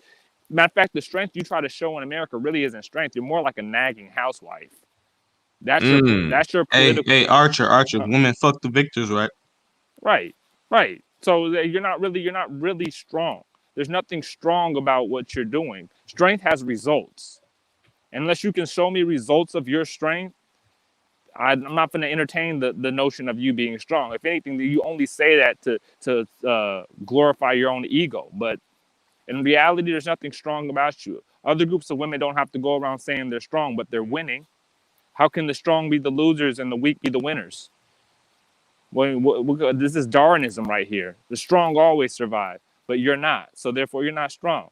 So this self-glorifying message you're putting out there just to yourself, it needs to stop. You need to get more realistic with yourselves. And then maybe you'll get better results once you get more realistic with yourselves. And stop lying to yourself, because you're not lying to the rest of us. We all know what's happening. You're lying to yourself. That's Yo, Pablo, how many savages you know that's fucking in what is it, Colombia? Savages? Yeah, how many people go around saying I'm a savage? And None. You never hear that mess down there. Arthur, you said something interesting. You said you're not some female army, taking down a group of men or something like that. I don't know if y'all are paying attention to the show that's on. It's on HBO Max. I'm assuming it's coming on HBO. I don't got HBO, but I do got the HBO Max app. It's the show Lovecraft Country. I'm not going to give away too much, because there was an episode where a woman, shit, in some weird time travel type of way. She was like going to different worlds, different universes, and some multiverse. But anyway, she went to some different Earth and some different time. I don't know. She time I want to traveled watch somehow. that shit. Huh? What'd you say? No, I'm saying I want to watch that shit because I'm into Lovecraftian horror. I want to watch that shit. Yeah, I heard that shit was good. It is good, but it's some little embedded fuckery where you could tell it's definitely a black female writer on the show. I mean, a black woman created it, and I think she wrote and direct every episode, if I'm not mistaken. But So check this out. This is what happened. There was a scene where a chick went back in time, and there was an actual female, a black woman, female army in Africa. Like it basically looked like Shaka Zulu, but with all women. And they charged the battle to fight some white male army, and it was like the most goofiest shit ever. Like these women dressed like Zulu warriors, charged to go battle with the white man. It was just like a completely out of nowhere subplot in the show where she just traveled in time and went and did that, and then warped into some other universe and did something else. It was just like, what the. You remember Black Panther? Black Panther? They had all them bald girls. Mm-hmm. Yeah. That kind of was happening in Black Panther too, in Black Panther as well, because that whole little battle they had at the end, it kind of was male versus female, and it was all bald hoes. And the females won. Yeah. It's happening. It's happening in real life. If you let black women tell the story, they say we're out there protesting, and you men are too afraid to go out there and protest. We're fighting the battle because we're brave and strong, and you men are just cowardly. Get out there with us, type stuff. When reality is the reason why you can be out there and nobody really cares is because you're not seen as a threat by any other group of men. If 5 Asian women came up to my door talking about they want to kick my ass, I'm gonna laugh at them. You know what I'm saying? You're not really a threat. But as soon as your men go outside and they do what you claim you're doing, that becomes an instant threat. That becomes a declaration of war. Men perceive other men at their door gate, at their front steps, differently than they perceive a group of whining women. I don't perceive even going out and protesting, marching in a group and holding the signs and saying I don't view that as even a warfare.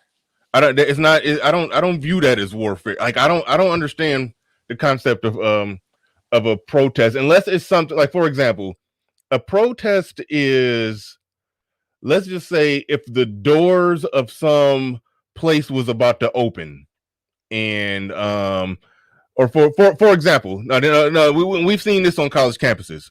Okay, like for example, Charles Murray come in to speak or something. And then there's a protest or a crowd gathers out there, damn near practically blocking the entry, so he can't come in. Like that's a protest. There's an exact objective. We don't want this to happen. We're doing this to stop this from happening. That's an actual protest. Yo. We're seeing happening when people go out protest. We're basically just seeing a bunch of people just gathering, just walking around making noise. I don't really see that as an organized protest with an objective. And then not to mention the whole Antifa element that's getting warped into, the whole Black Lives Matter, and there's just one big clusterfuck of everybody with every problem about everything. So we basically say this, like women are out there protesting for Facebook likes and attention.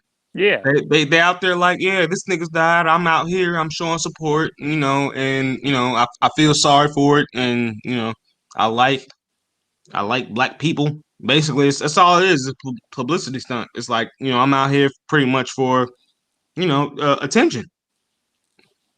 Basically, because protesting is the least effective form of political activism. I mean, they keep saying they're out there protesting, they're out there being strong black women, but yet another black man just got killed last week, and you've been protesting for what, 10 years now? And they say they're on the front lines.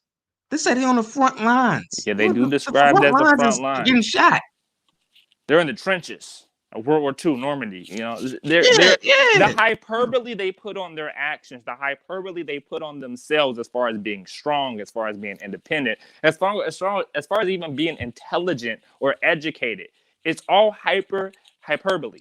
They really are living a fantasy, and what they do a lot of times is to take one scenario of a black woman, they pedestalize her, and they all try to live vicariously through her.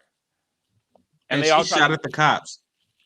well, I don't know who you're talking about, but I'm talking about they like, and when it comes to strength, when it comes to beauty, when it comes to anything, black women would take, oh, look at this 50-year-old black actress, she's still beautiful. See, black don't crack. Well, all the women saying that are 120 pounds, and I mean 220 pounds. Let me say something. Black don't crack, but it does get fat.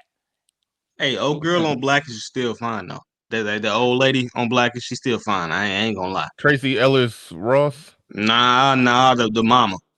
Yeah, that's the mama on Blackish. Tracy Nah, Ellis. the other mom, the grandmama. What? You talking about the lady that played everybody mama in every black movie Hey that man, ever been I don't made? care what y'all say. Y'all can clown me in the chat. I don't care. She's still fine. I don't give a fuck. I'm sorry. All right, we gotta go to the we gotta go to the tape. We got to put her on the jumbotron. I gotta let everybody know. Bro, just she how been much- fine for like 50 years. She was fine for a long time, but I think her time has came and went, bro. I'll still hit that. I don't care. I'm sorry. I'm a savage. Dude, she is old Ratchet, right bougie, now. classy nigga. I'm a savage. Damn, what's her name? Shit, I don't You ever know her see name. Maya Angelou when she was young, in her 20s? Oh fuck no, hell no. She was beautiful, bro. She was built. Yeah, I'm gonna make one more point while you're playing that. Mm-hmm. Go ahead. A woman's strength is her ability to follow her man and follow instructions. Anything else a woman does is playing outside of her realm of effectiveness. So, though I would argue the most effective women are actually in America are probably actually white women, because their men are winning. Yes, if you have the most, if you can look at even any sports team, the most effective stars are the most effective teams have the best role players. So if your team is ineffective as a group of women, if you're black women, you have the least effective team in the league, and you claiming to be the best role players, you're wrong. If you were this effective, you were this strong, your team would be more successful than it is. The black community would look different than it is. So the results are everything. So stop saying you're strong as long as your community is messed up. The two don't. Well, compute. I disagree with you a little bit on that because I do too. White families are beginning to break down. Why you gotta do me like that, bro? I found the worst picture on purpose just to clown. Damn, but no, come on, man. That's what we said. He a smash right there. No. All right, I'll give you a. Yeah, you found the worst picture, bro. Come on, man. But even then, I mean, Jesus. Like, come on, like, I thought you was talking about Tracy Ellis Ross, not the. Okay. Yeah, no, Tracy Ellis, her big ass eyes, she can get it too. Well, did she fix her lazy eye? She No. looked like she got night quill in one eye and day quill in the other eye. Yeah, man. Yeah. I mean, she okay. can There you go. Let me help you out. That's how the chick used to look. That we talking about. Okay, so I give you that she was fine in her day. I'll give you that she was fine in her day. But dude, it's a lot of miles on her now, man. It's a lot of miles on her now, bruh. Yeah, that's a salvage title. Let it go. Yeah. In the words of Judge, bring a 16 ounce of KY jelly. What? So, but I want to disagree. Judge said bring a 16 ounce of KY jelly, and we good. I want to disagree with the white girls of white women are winning thing. Okay. Because white families in America are breaking down, catching up to almost the rate that we're at. They ain't there yet, but they trending down on the family dynamic, and Asians are outpacing whites in education and money. And it's because their families remain intact. White people are getting married, but they're getting divorced just as quick. But would you argue that that the women, isolate the women, are more effective than our women? Ain't nobody more. Well, yeah, they're more effective than ours, but that's like being better than a two-legged dog. being faster than a two-legged dog. That's not Okay, well, like we only have to make this distinction because that two-legged dog is running around saying it's the best dog. okay. They dog got 3 legs instead of 2. Okay, so yeah, we have to make that. It's a ridiculous distinction, but because our dog has 2 legs and running around saying that two-legged dog's the shit, we have to say no, you're not. There's a dog right there with 3. So Well, I mean, if we're measuring, okay, going very traditional. If we're measuring the effectiveness of women, and I mean, I only way I can analyze it because, like I said, there's no modern metric. It's sort of what I was getting at in my opening diatribe. There's no modern metric of measuring the effectiveness of women, because if a woman is, you know, making her money and doing good and taking care of herself and taking care of her kids by herself, she's strong and she's winning. If she's living off assistance and taking care of kids by herself, she's strong and she's winning. If she's just single and just got a regular job at a call center, she's strong and she's winning. It's like, what can a woman do and not be considered strong and winning? So there's no metric. So the only metric that I will give is that a group of women ability to I don't even like to say a group of women, the individual women within that group, do they put, how much of a high premium do they put on getting with a man, a competent man who's willing to, you know, getting with a man that has good character, competence, and willingness to commit to her, and her getting with him, staying with him, and doing what need to be done to cultivate or help, you know, or nurture a productive family that raises productive individuals into society. That's how I define a woman as winning. And so, well, I judge a woman's effectiveness by the outcome of her children. Yeah, the outcomes. I mean, that's sort of like a shorthand version of what I was ultimately saying. But yeah, go ahead. Okay. Yeah. So I was saying, you know, the outcomes of her children. Now I kind of do that more on an individual basis than on a group basis for obvious reasons. But you know, in general, how I judge a woman is by the outcomes of her children. Now, we all know that there are families where, you know, you're gonna have a bad apple, no matter how well you try to raise them and whatever values you try to instill in them. Sometimes you're gonna have one that just go left just because they want to go left, because that's how human beings are. But for the most part, Pablo, I'm the bad apple. Okay, so yeah. So how would you judge 90 Day Fiance? Yeah. Okay, how would you judge Larissa? Yeah, I don't know that. I don't watch it like that, like to know their names. Yeah. Yo, to address Slayer Jim, whatever her weird ass name is, she said one thing that's very interesting. Notice all the women are basically in the same position as their men. And that is very interesting. That's a good point. Because in the black community, what we have done, let me say something. In the black community, what we have done for the longest time, we've tried to uplift our women. We've tried to make them focus on education. We've tried to make them focus on their careers. And we've tried to put them in the best position to succeed. And you notice after doing that, the community as a whole has not risen. Now, what other groups do is they try to do that. They do the opposite, but they do it with their men. They uplift their men. They try to put their men in the best position to succeed. And you notice when they do that, the men and the women both elevate. The community just stays stagnant. You see, when it comes to men and women, men are like the tide. Women are like the boats. If you focus just on the ships, you're going to have a whole bunch of pretty ships, but you're not going to have any tide to get those ships anywhere. So unless you focus on the men, your community is not going to go anywhere. So your point just proves how ineffective the whole Black American strategy has been as far as only elevating the women, only giving these social programs to the women, only doing stuff for the women, because at the end of the day, the women succeeding is not what drives the success of the Black community. It is the men's success that drives and overall elevates the entire Black community. Well, and what I'll say to that, if that is the case, if you say that the women are basically in the same position as their men, then okay, then at that point, then you need to stop making arguments that imply that black women are doing so much better than their men. They're falling right within the same margin. They're falling right within the same margin. We're talking about education, talking about income, we're talking about all of the metrics. Black women fall more or less within the same margin demographically. That's like I said, Asian, white, black, Hispanic. That's typically how it goes and how it falls.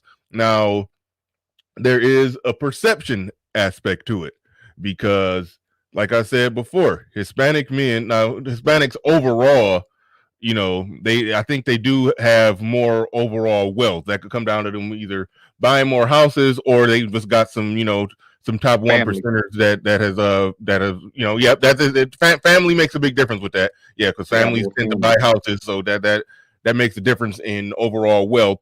And then there's also, top 1%ers who tip the scale on the whole wealth thing either way. But regardless of how that plays out or how that works out, if you're looking at women being in the condition of their men, y'all don't acknowledge that properly when you're analyzing other women and other men, especially when it comes to Hispanic people. They ain't doing no better, in many ways doing worse than what we are. But you don't look at their men as some ain't shit men who are holding Hispanic people back. I think. Can I speak to that, Bernard? Right. Yeah, go ahead. Real quick on the Hispanic thing, which I'm kind of familiar with, is this: Latinos have more families, meaning a man and a woman living under one roof, earning money together. Yeah, and right? grandma might stay in the house. Exactly, but on a terms of individual income, they're behind both black men and black women in individual income. But what happens is they get together and stay in the family unit, and so they have a greater family income than blacks. There's a difference between family income and individual income. It's called household income. Right, household income. That's the exact term. Hispanics, they do got a higher household income. They make about $70,000. They make about $30,000 more than the average black household. The average black household income is 40-something thousand. The average Hispanic household income is 60-something thousand. That's household, not individual. You got to know the difference. Because that's what happens when you pool your wealth and combine it together. You become wealthier. Yeah, because grandma might stay in the house. They might have a sister and brother stay in the house, but they can get along. And on top of that, like, niggas ain't getting along. But niggas might be able to get along. Hispanics might be able to get along, and pretty much it's like, we got grandma living here, and they're like, and they go out and, go to the Hispanic clubs. I've been there myself, and they dance and all this, and they meet a girl, and it's just like, hey, well, I got grandma staying here, or I got, mama staying here. And it's just like, it's different. Like, if you were a black man bringing a girl to your house and you got mama staying there, you ain't getting no play. You ain't getting no. You can't even live with your brother if you're a black man. Like, you can't live with nobody. Black women expect for you to live by yourself in a penthouse downtown and drive an Escalade. If you anything short of that, you a bum nigga. Gabe, hey, get out of here with that shit, man. You my boy. I appreciate all your support, but different day, same conversation. Yeah, go on ESPN right now. It'll be a different day, same conversation. Go on Fox News right now. It'll be this different day, same conversation. I do not understand that. If somebody has a channel that's ultimately about black men and black women and social dynamics as it pertains to dating, mating, or just overall interactions or the politics of it or parenting of it, why would you expect them not to be talking about that every day if that's what their channel is ultimately about? Now, it's normally a different spin on it. It's normally a different highlighting topic of it. But I can guarantee I could pull up a video, the last video that Ben Shapiro just did. I guarantee I could pull up a 1-year-old Ben Shapiro video where he's talking about the same thing.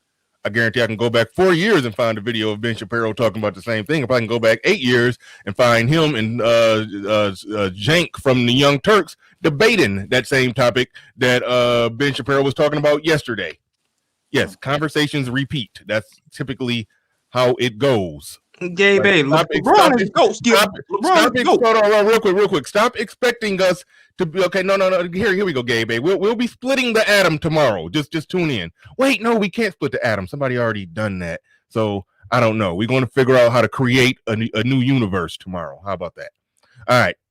Peace and salute and shout out to Gabe. Hey, appreciate all your support, brother. We're going to invent LeBron is gravity. GOAT. Yeah. Go ahead. Somebody was trying to jump in. No, I mean, it's a different day, same conversation, but also it's a different day, same complaint from Gabe. He hasn't really changed much as far as his complaining about this conversation from day to day goes. So, Thank you, Stoic One. Yes, financial channels discuss finances on a daily basis. Yeah. We need them talking about, we need the financial channels talking about sports. And we need the sports channels talking about finances.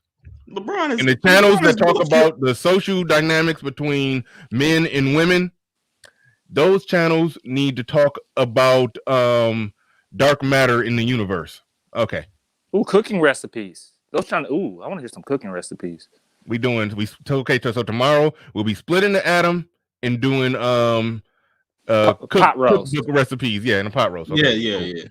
All I right. prefer fishing myself. I need a good fishing show. Yeah. Let's talk about fishing. This is the Black Manosphere, bro. Come on, man. Well, that triggered. Yeah, you goddamn right it did. All right. I'm back. Yo, but no, I'm gonna say this and I'm gonna jump off it. I appreciate you letting me on.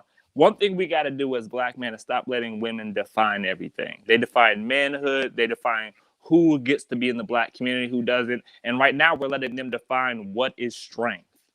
Black men, we have to come up with a definition, and we have to define these things for our community. We can't let them be the definition of what is strength, because their definition of strength hasn't gotten us anywhere.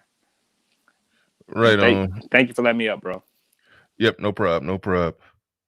Black Wolf, why you say the breakdown is on some fuckery every day? No, they're not. She haven't done no fuckery today. Now, when she come in, it's like a aroma of fuckery just floating in the mist. But I don't think she's done anything. So Yeah, bring Sister George up. Yeah. Highlight me, Sister George. You know, for what? Bring her up for what? fuckery, nigga, fuckery.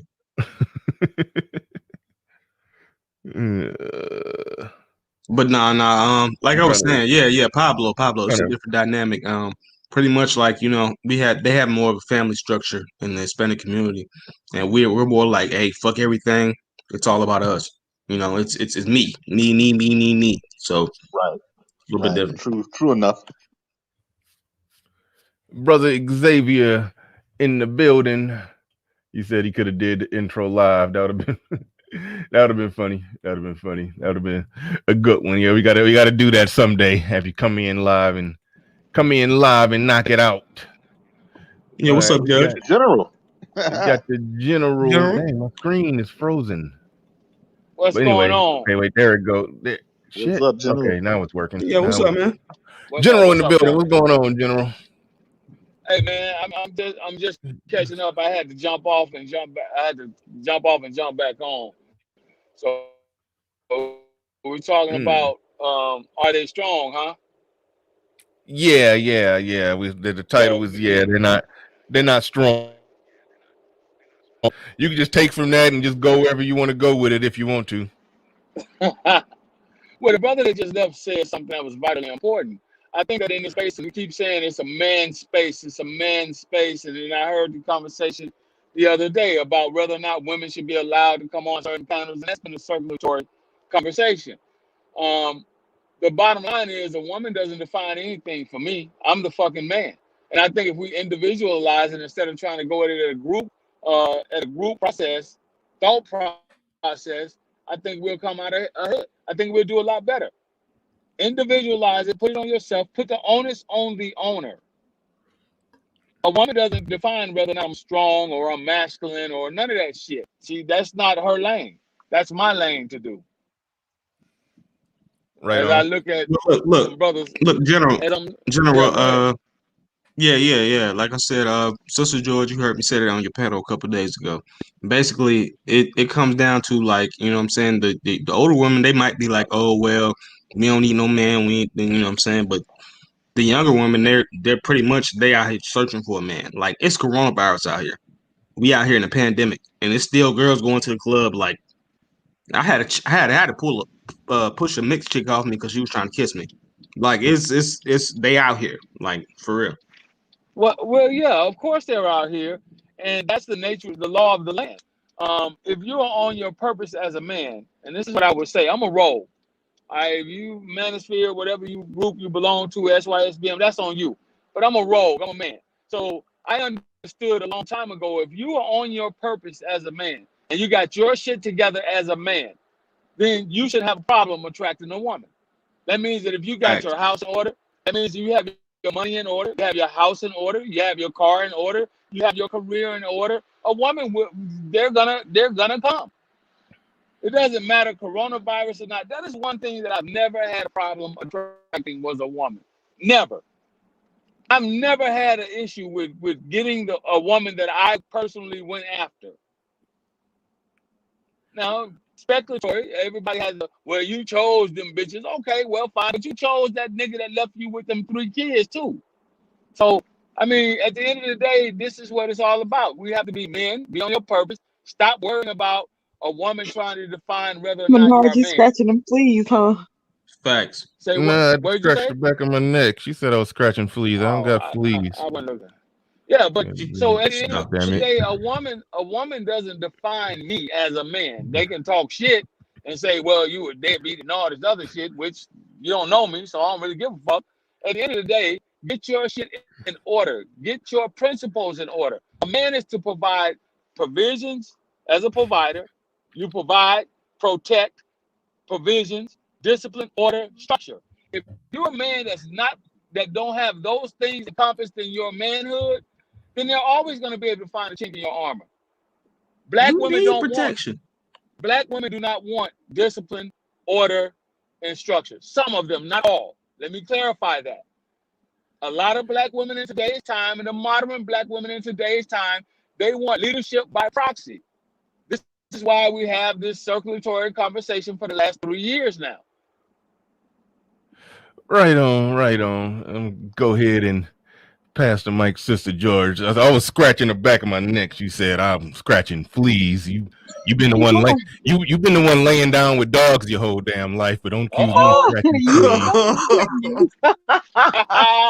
Don't accuse me of scratching fleas. You was scratching fleas over there. It's okay. You gotta get you a new collar. Hey, Sister Granny George. Chaser, what's going on, Granny Chaser? Who Darth Slothy is? Yeah. Hey man, you know, as long as that thing's wet, I'm going in, and she cute. I'm going in. Yeah, you a Granny Chaser. Have you not learned anything from the manosphere? Oh my Hey God. man, you know, now I kick him and leave him. You know what I'm saying? Hey, don't worry about me. Oh my God. You in ATL? Don't worry about me. Hey, the What man. Hey, Sister George. Can you hear me? Go Yes. ahead. Oh yeah, Pablo got it. I have a serious question, sister. Who roasts better, you and Bernard Riley, or Fred and Aunt Esther? Well, you know we gotta go with Fred. that's funny, yeah. I That don't was know. my It's a that was tight- my people. It's a tight race. But no, I'd be getting me though. I'd be like, oh, I gotta get him. You fish out big booty fool. That is not what they said. He ain't never call her no big booty fool. Cute. But Fred, I didn't say what brought you up today, Sister George? You just came up here to clown Darth Slothius for being a granny chaser? Yes. Wait, hold on, Yes. wait. Is granny chaser actually a thing? Like if I Google that, Yeah. I will get results if I Googled that. Gilf. That's what they call them. No, Like they do not got a name for that. I don't chase grannies. I chase old chicks, man. I mean, I chase younger chicks. Grannies. Pretty much grannies. You know, you skeet hard, and they ain't have no. Now, I will say this: the manosphere do be kind of bullshitting on the, you know. I understand the concept of, you know, the younger ladies. I get it, but you know, there's some sexy ass milfs out there. But you know, the manosphere be kind of bullshitting. Sister George. Yeah, well, you know. Yeah, that didn't compute. That didn't compute. I don't. Oh yeah, they take that wall shit to the extreme. Yeah, don't take. Yeah, they take the wall to the extreme. But I'm about to type in Granny Chaser and see what I get. Darcy, Hold on, my wait. picture is gonna It's some pop up. porn. It's some porn gonna pop up on me. You know, you already know. You didn't Google it before. You tell us. I've never Googled Granny Chaser. Okay, no porn popped up. Oh, I'm trying to just scan, see if it's something. Wait, I got it on images. Hold on, let me get it off of images. Yeah, Well, Sister it's Joy's not a big booty uncommon to milf. find. It's not uncommon to find a grandmother now at age fucking 37. That's not uncommon. That's very true. No, look, listen. All it takes is mama had a baby at 18, daughter had a baby at 18, 36-year-old grandmama. There it is. There you go. There it is. Right Facts. there. Yep. Yeah, that's simple And math. there's a lot of them. There's a lot of them out there. Okay, I'm looking at something that says Granny Chaser episode 14. That means it was a 1-2. There was a 1 through 13 that I missed. So I can't watch episode 14 because I won't know what's going on. What happened from 1 through 13? What you mean? 1 through 13? What you? Granny. I know I googled Granny Chaser and I got something that said Granny Chaser episode 14. So she's trying to figure out what happened between 1 through 13. Yeah, no, my grandma been dead. My grandma died when I was in college. But well, you still messing with Granny, so I'm not. I'm messing with They're gonna get you the new PlayStation 5. You say what? They're gonna get you the new PlayStation 5. Oh yeah, I hope so. You know what I'm saying? No. 18 to 24, baby.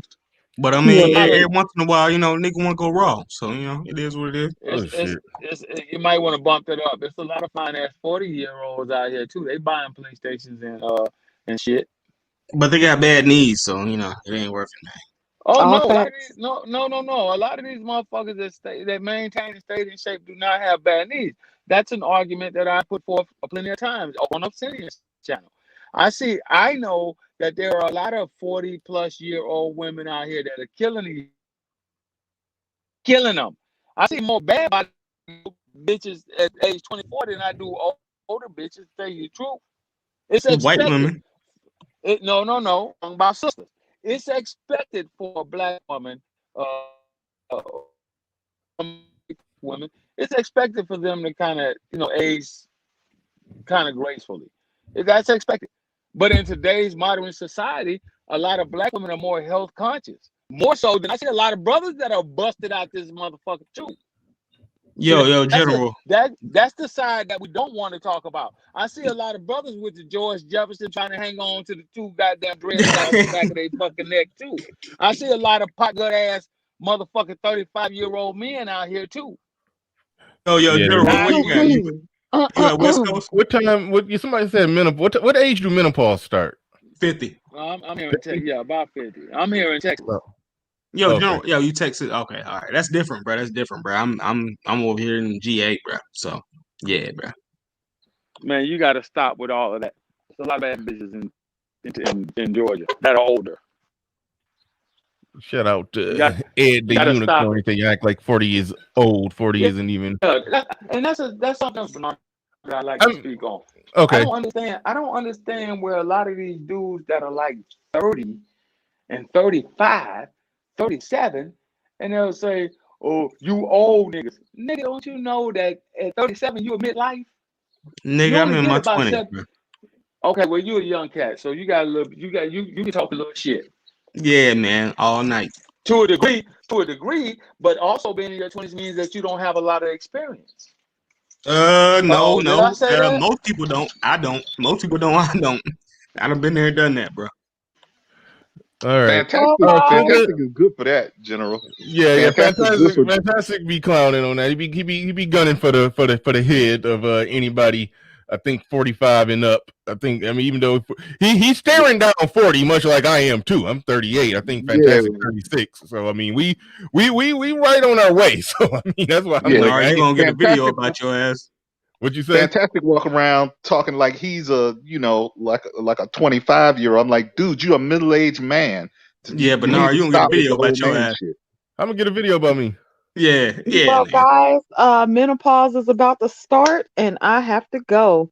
Hold on, All real right, quick. this I did want you to weigh in on women being strong and how I'm argue that they're not strong and how they define it is weird and is mostly just PR.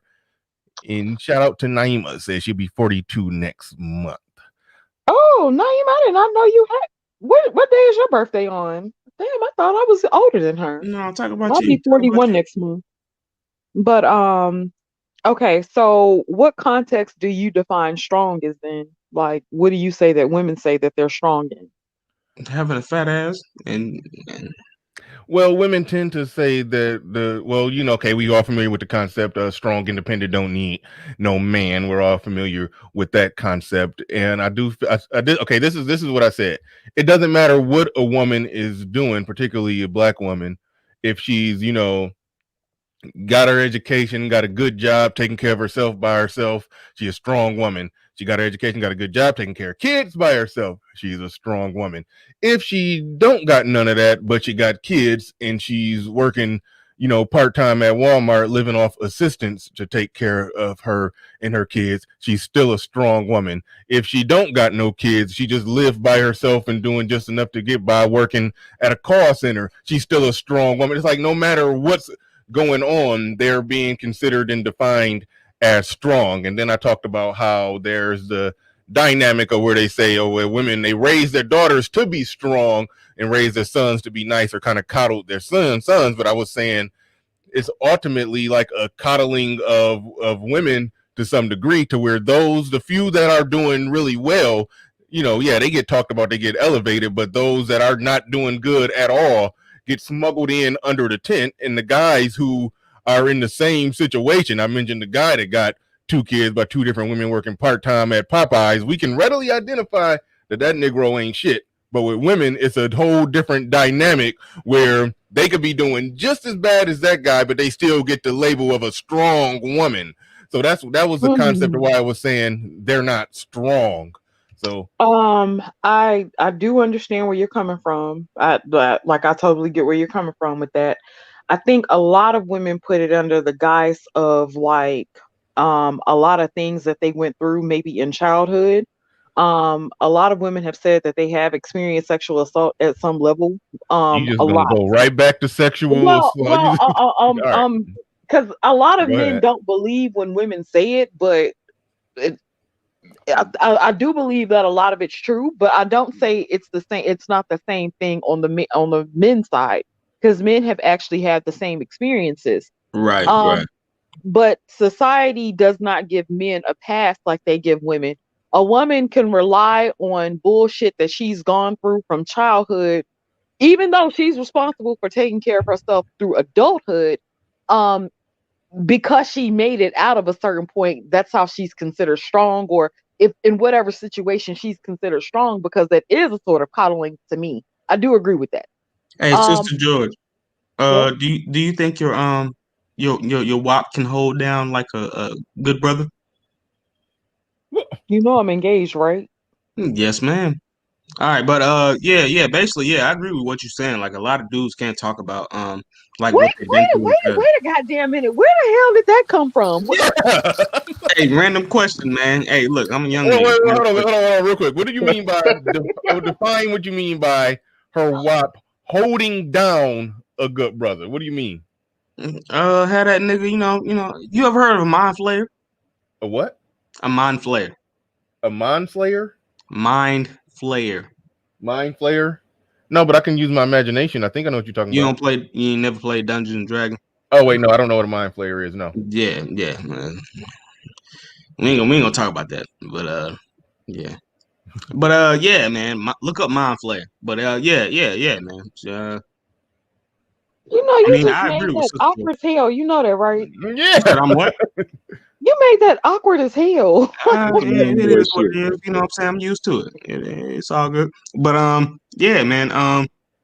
Pretty much I agree with Sister George, because like, yeah, it's a whole bunch of dudes that can't talk about like what they went through, like as far as like, brothers like Keith Lamont, shit.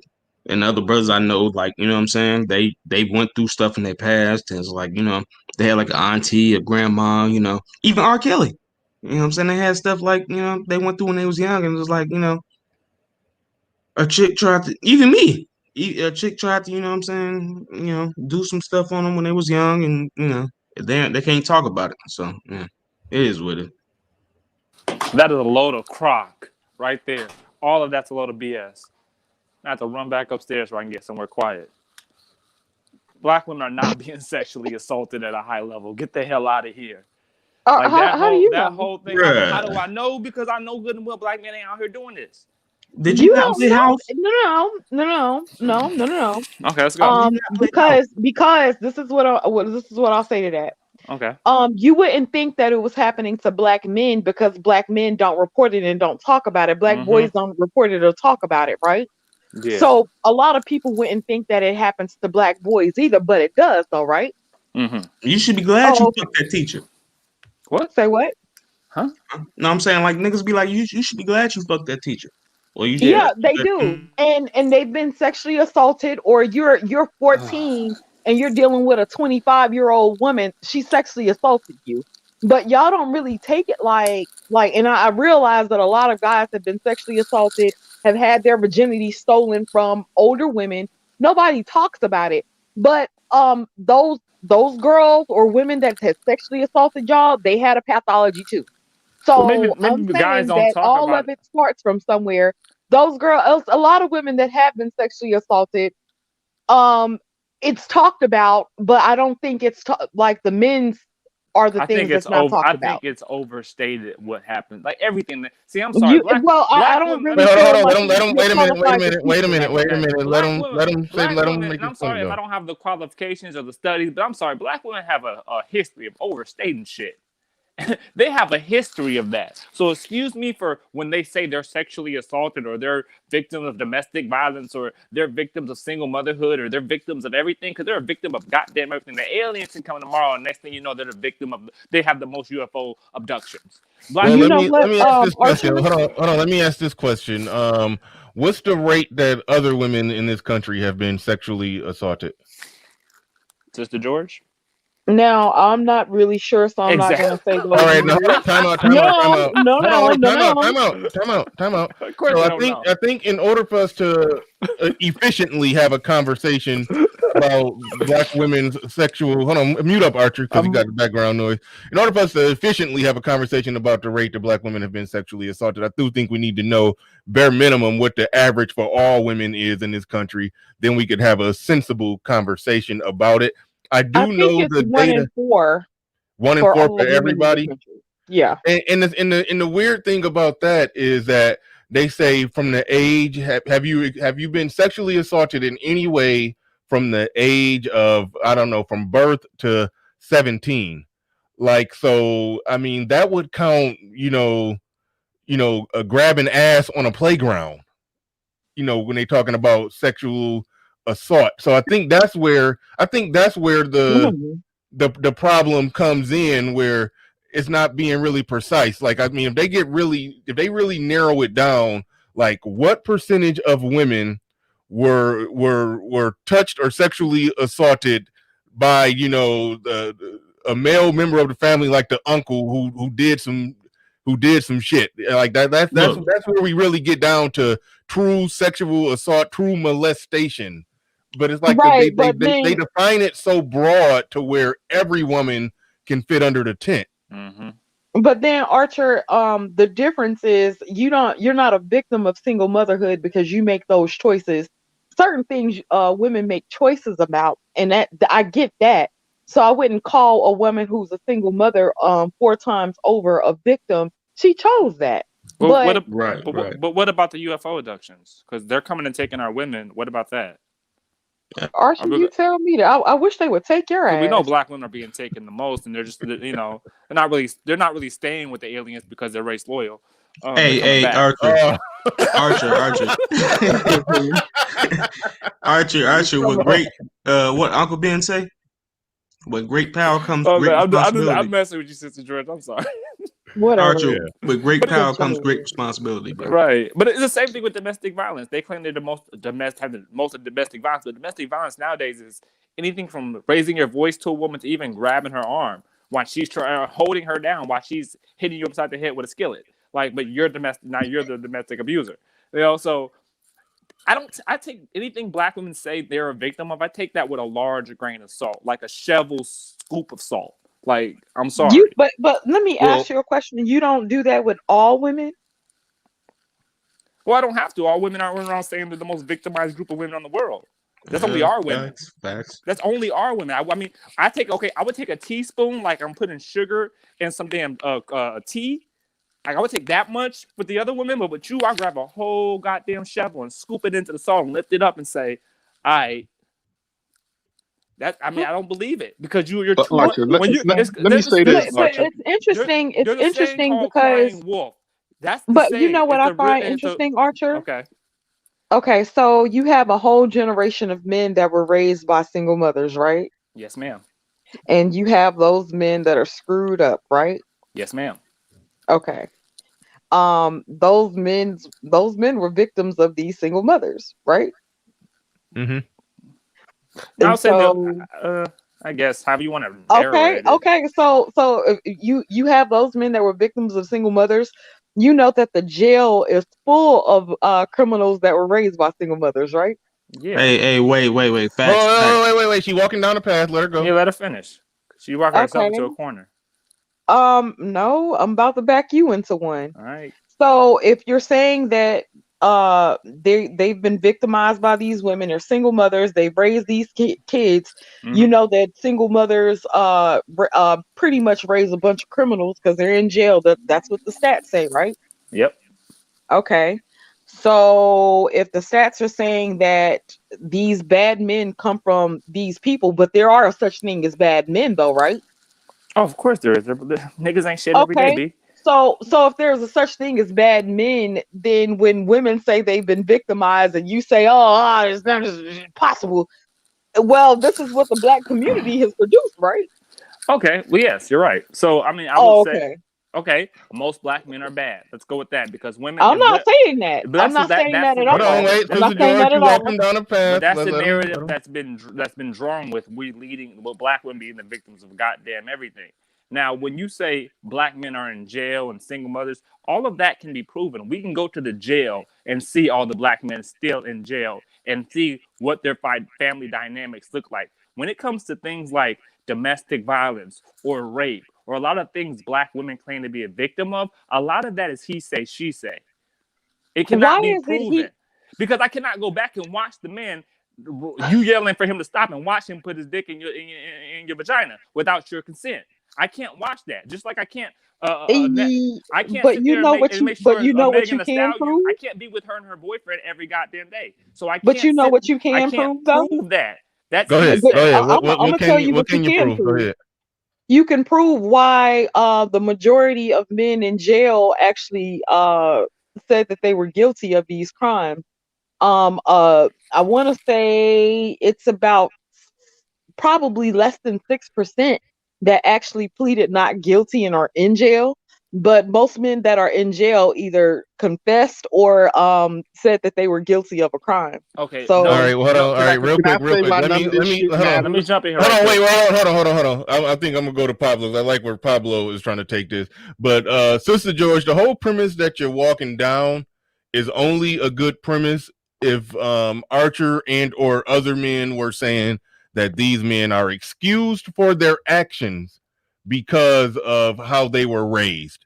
I'm not saying that, and I don't know anybody who's exactly saying that. But a fair point can be made that when we're talking about black men or black women and the outcomes that we get, they're being raised in the same houses. So black men got bad outcomes, black women got bad outcomes. They coming from the same place in the same environment. That's a fair point to be made. But I think the roundabout way that you're trying to make the point is you're in a very contrived kind of way trying to excuse the actions of women by operating under the assumption that we excuse I'm going to finish. In a roundabout way, it sounds like you're trying to excuse the actions of women by trying to say that we ultimately excuse the actions of men because they were raised by women.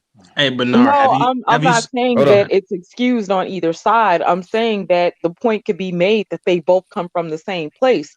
So if you have a messed up set of women that have had a bunch of boys the boys are going to be messed up. Right. And when messed up boys do messed up things, same thing with the women. So it's two sides of the same ass. Can I address that right quick? Because she said something. Most of the guys in jail have pleaded guilty.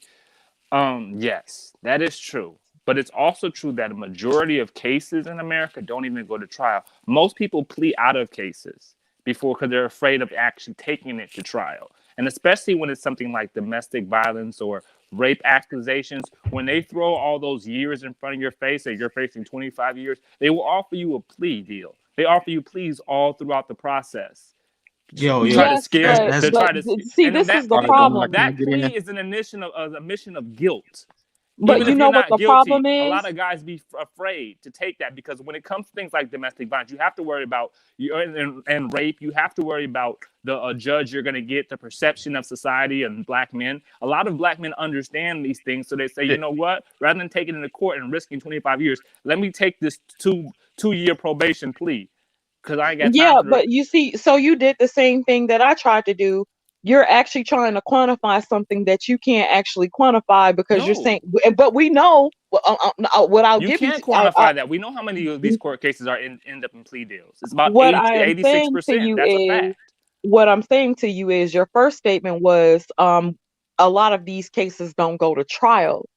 Yes. And okay, that could be quantified, but the reason that they don't go to trial or whatever, some of those things can be quantified, so we don't know why, or if a We don't know person was why really people guilty. take pleas. There's been studies on why people take pleas, and in those studies says most time it's fear and people not knowing the Okay, court system. here's the truth on both sides. The world does not owe you understanding. Right. The Hey, world does Right not on. care. The world does not care that you were molested when you were 3. let me get this in. You either Hold on, real quick. you either get the counseling and fix your issues or not. You got it, But then, Bernard. but you're not going to be given a I was hurt, I'm black pass. Yeah, I It was don't raped. exist. Get the hell out of here. Every black woman was raped when she was a kid. That means All most right. of black men are raping you.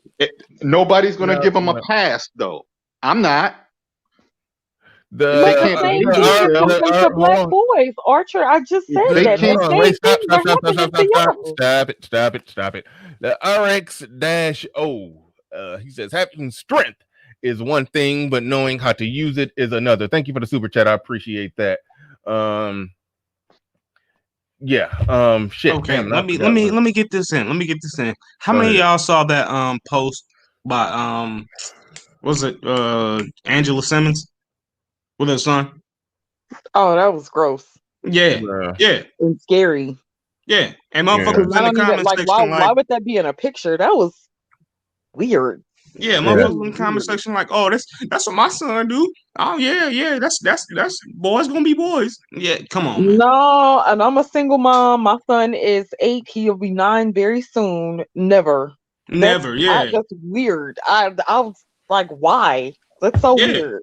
Yeah, So so weird. it's like girls were saying like, oh, boys gonna be boys, men do what men do, and I mean, so basically, one half of the conversation has been normalized, and the other half of the conversation is like, oh, it's so horrible, I can fall back on this, like my uncle did this, Uncle James with the big dick, I mean, it's like basically one, bro, come on, Bernard. But it's like one half of the conversation has been normalized, and the other half of the conversation is like, oh, it's so horrible. I can fall back on it. Nowhere in the history of a woman talking about being molested have she ever said her uncle. She might say her Uncle James molested her, but she don't say my Uncle James with the big. Like you better look on your Instagram, Bernard. You're old. You better look on Instagram, bro. Like, No, because there's a way that sexual assault victims speak versus Exactly. Yeah.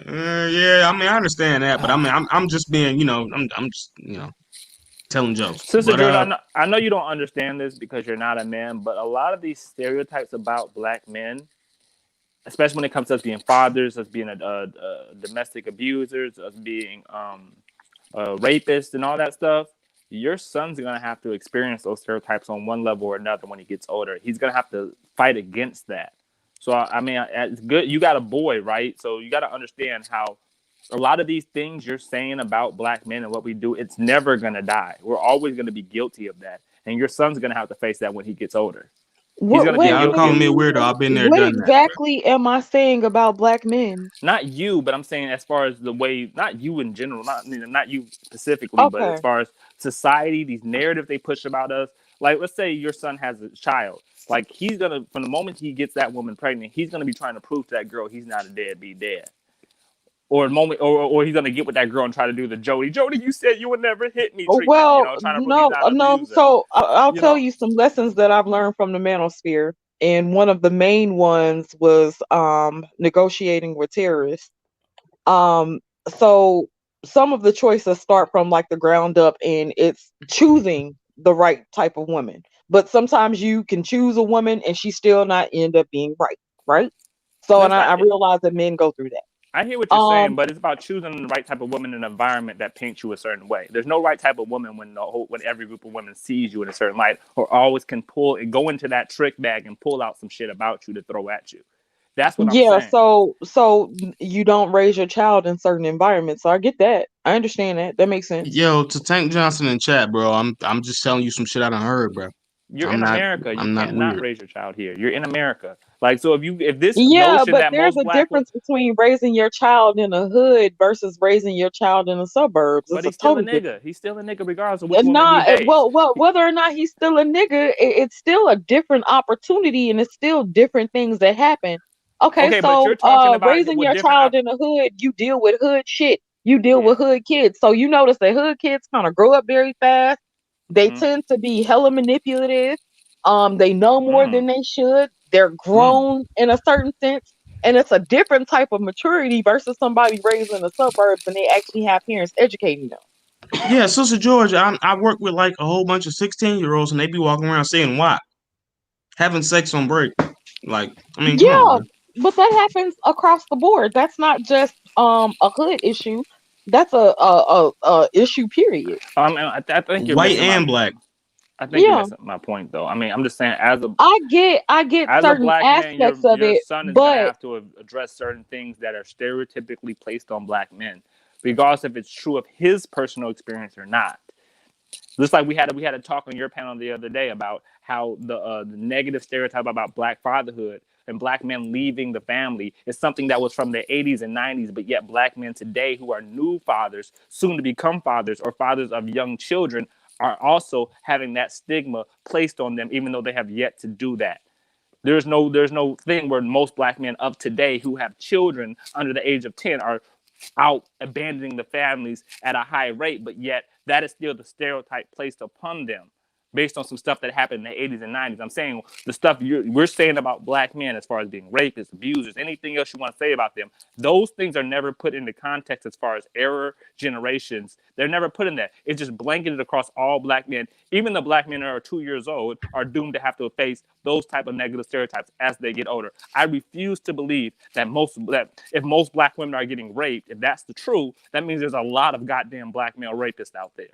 I refuse to believe that. I'm sorry, I refuse to believe anything negative about black men without solid proof. It's not guilty proven innocent with me. It's innocent to proven guilty. I'm sorry you don't like it like that. No, like I said before, the problem with the 1 in 3 or 1 in 4 stat is that people say it and they just leap right to rape. But when you look at how that stat is worded, any type of sexual assault from the age of, I guess, 1 to 17. Like, that literally could be anything. Like, if you was 14 and somebody, grabbed your ass inappropriately on the street and you felt bad about it and you didn't like it and it was you worse, that was a sexual, like, grab her by the pussy is sexual assault.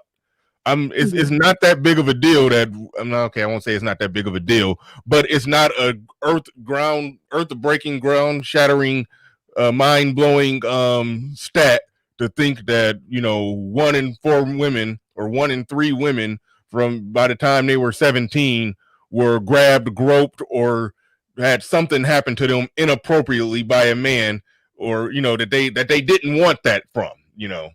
That's bro, not majority of kids play house. Basically, we talking about a guy making an aggressive sexual move on a woman. Like that's And they don't I'm even Majority pay. of little kids back in the day clean house. I'm not saying it's right, but I mean grabbing them by the pussy that counts. That falls into 1 and 4. I mean, do they even separate age? They say it's older men, or could it even be boys their age? Yes, no. It could be Playing house. Hold on, wait. Yeah, no, go back. Yeah, I guess you did say it. Playing house. That falls in it too. You know, a 10-year-old older cousin doing something to a 7-year-old younger cousin. That falls in it too. It's so much stuff that fall into it that people like to just look at it as grown as 30-year-old bearded black man literally raping his 9-year-old niece. That's the way it's people, perceived. That's how people perceive it.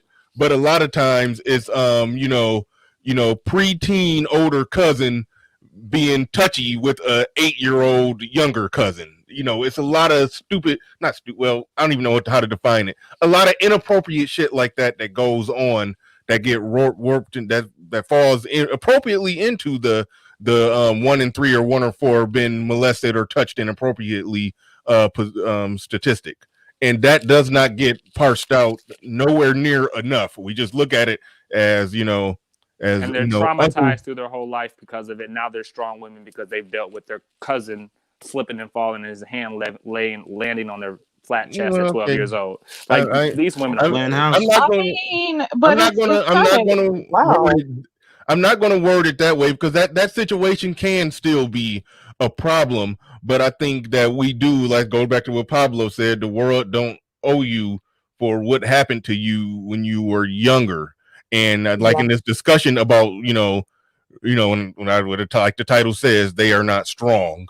To even circle this back to molestation, and we strong because we dealt with this thing that statistically other women deal with at a similar rate.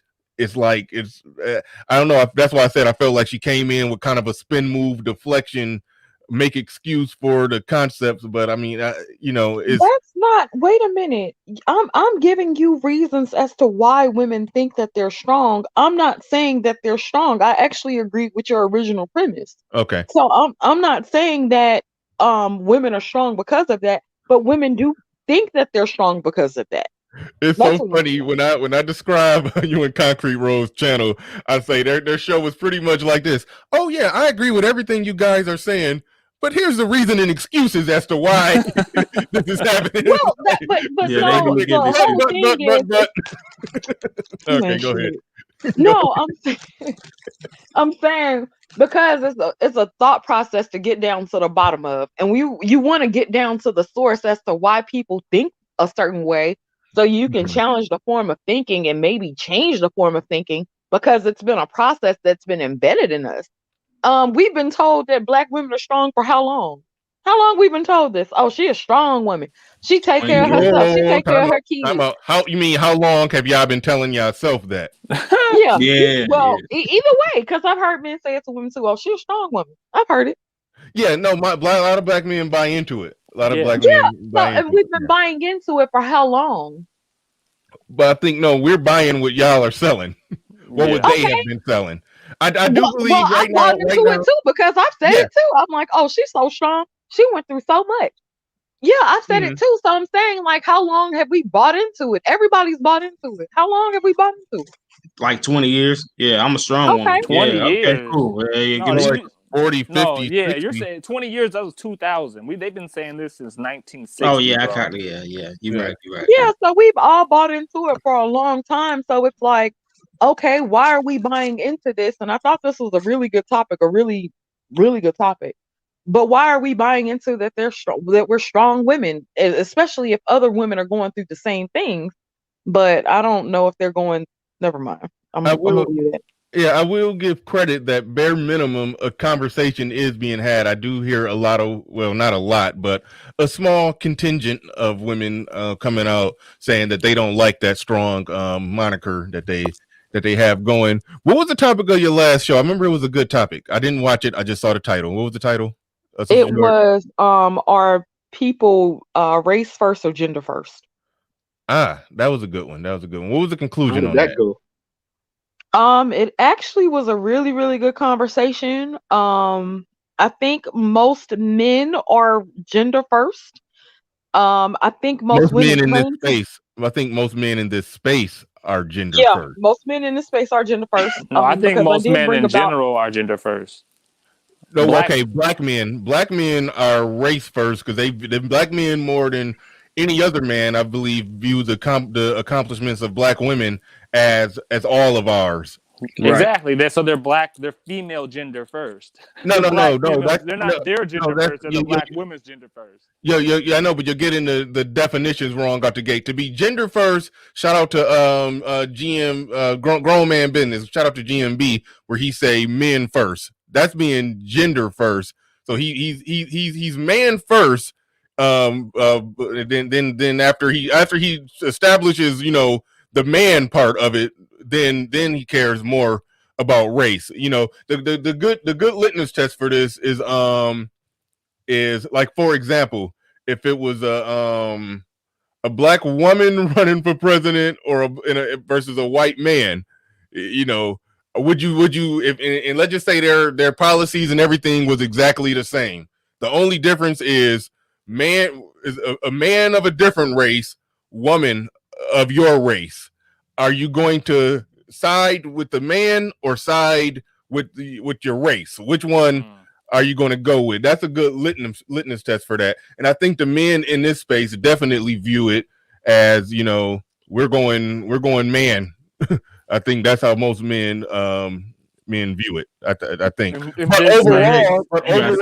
Overall, black men, like we're like a subculture here in the black manosphere. Most black men are liberal and they view black women and all of their accomplishments as part of us. I always mention Charlemagne talking about when he started talking to Biden, talking to somebody who's potentially maybe the president of the United States. He was like, hey, we want a black female vice presidential candidate, and we'll even take a blackish one. Like, that's how much black men in general are race first and not even looking at their gender. They're not even looking at black male accomplishments as the main thing that need to happen with the black race. If black women actually did get strong and elevated and educated and made a whole bunch of money, most black men will be like, yeah, that's great. Not knowing that, a woman doing good and making money, she's over there off to the side by herself, strong, independent, don't need no man. But men, being elevated and men making money and doing well, they're going to use their money to take care of women. And this is evidence to show that, because even with black men, when they make more money, they're more likely to get married. That's when a man wants to start a family, when he has the resources to take care of a family. So you give a man a good job, you're going to kill two birds with one stone. Actually, going to kill 4 or 5 birds with one stone, because he'll take care of a woman and the kids.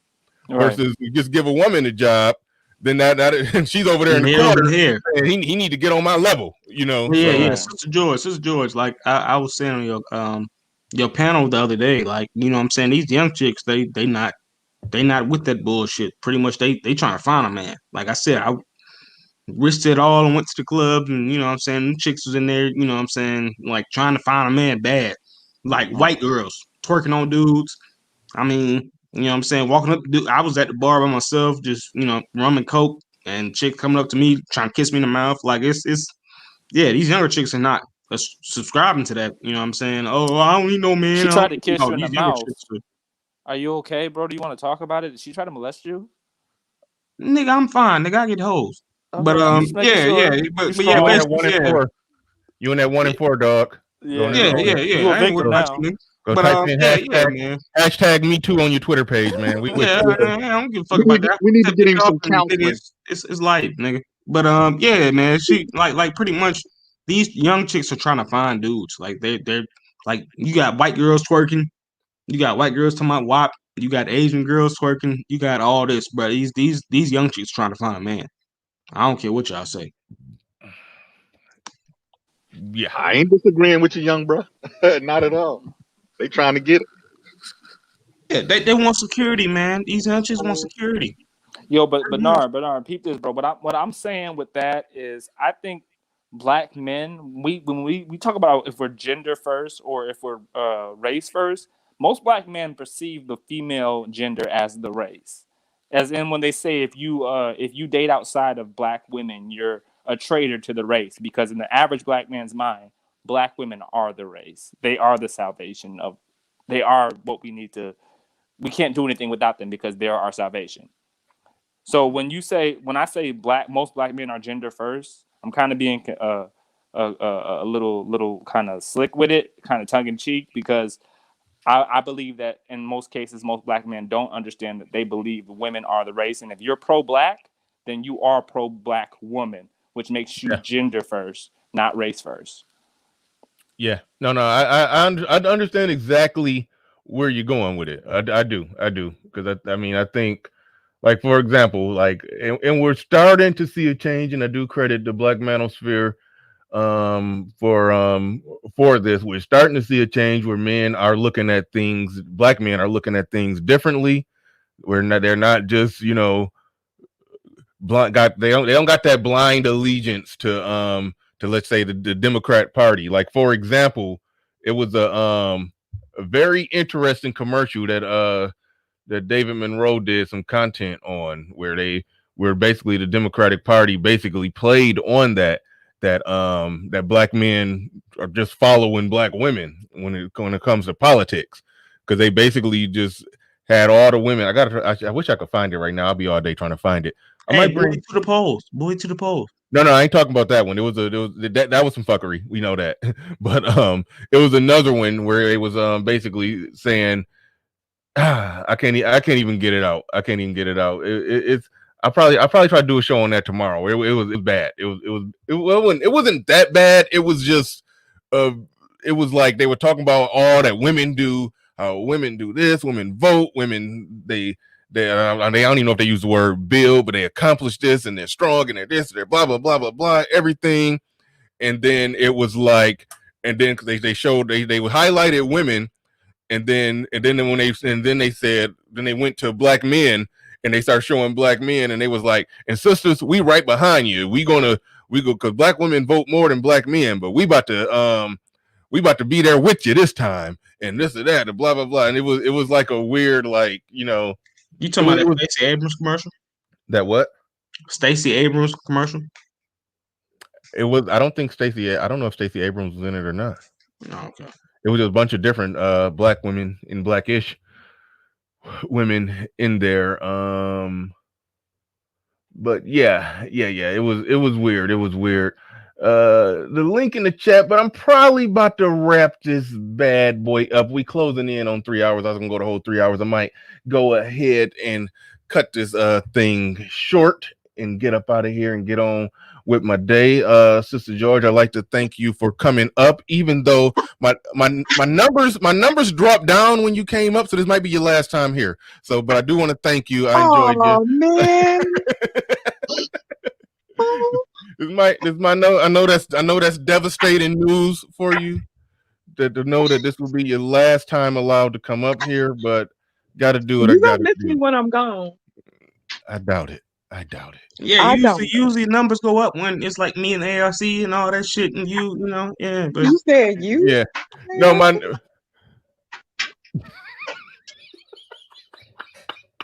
Yeah, she over here checking my ass. He said, "You in ARC?" Yeah, man. I've been in ARC since 16. I'm just asking. I'd be having fun. Doing the ARC since 16, man. It's all good, Sir George. You know what I'm saying? I got you, Dar. I got you. All right. All right. Miss 18. You take care of yourself, and I'll be clowning your ass in the chat. Yeah, all right. Peace. All right, I'll let you. All right, we out of here. Yeah, I'd like to thank everybody for coming through today. Everybody who hit that super chat, hit the like button, shared, appreciate all of that. All the good folks. Tomorrow we got. Well, I don't know exactly what it's going to be tomorrow. I got to figure it out. Got to send some emails and try to see who I can get on board. I'm trying to put together a big show tomorrow. Hopefully, I can get it done at the last minute. But we are out of here.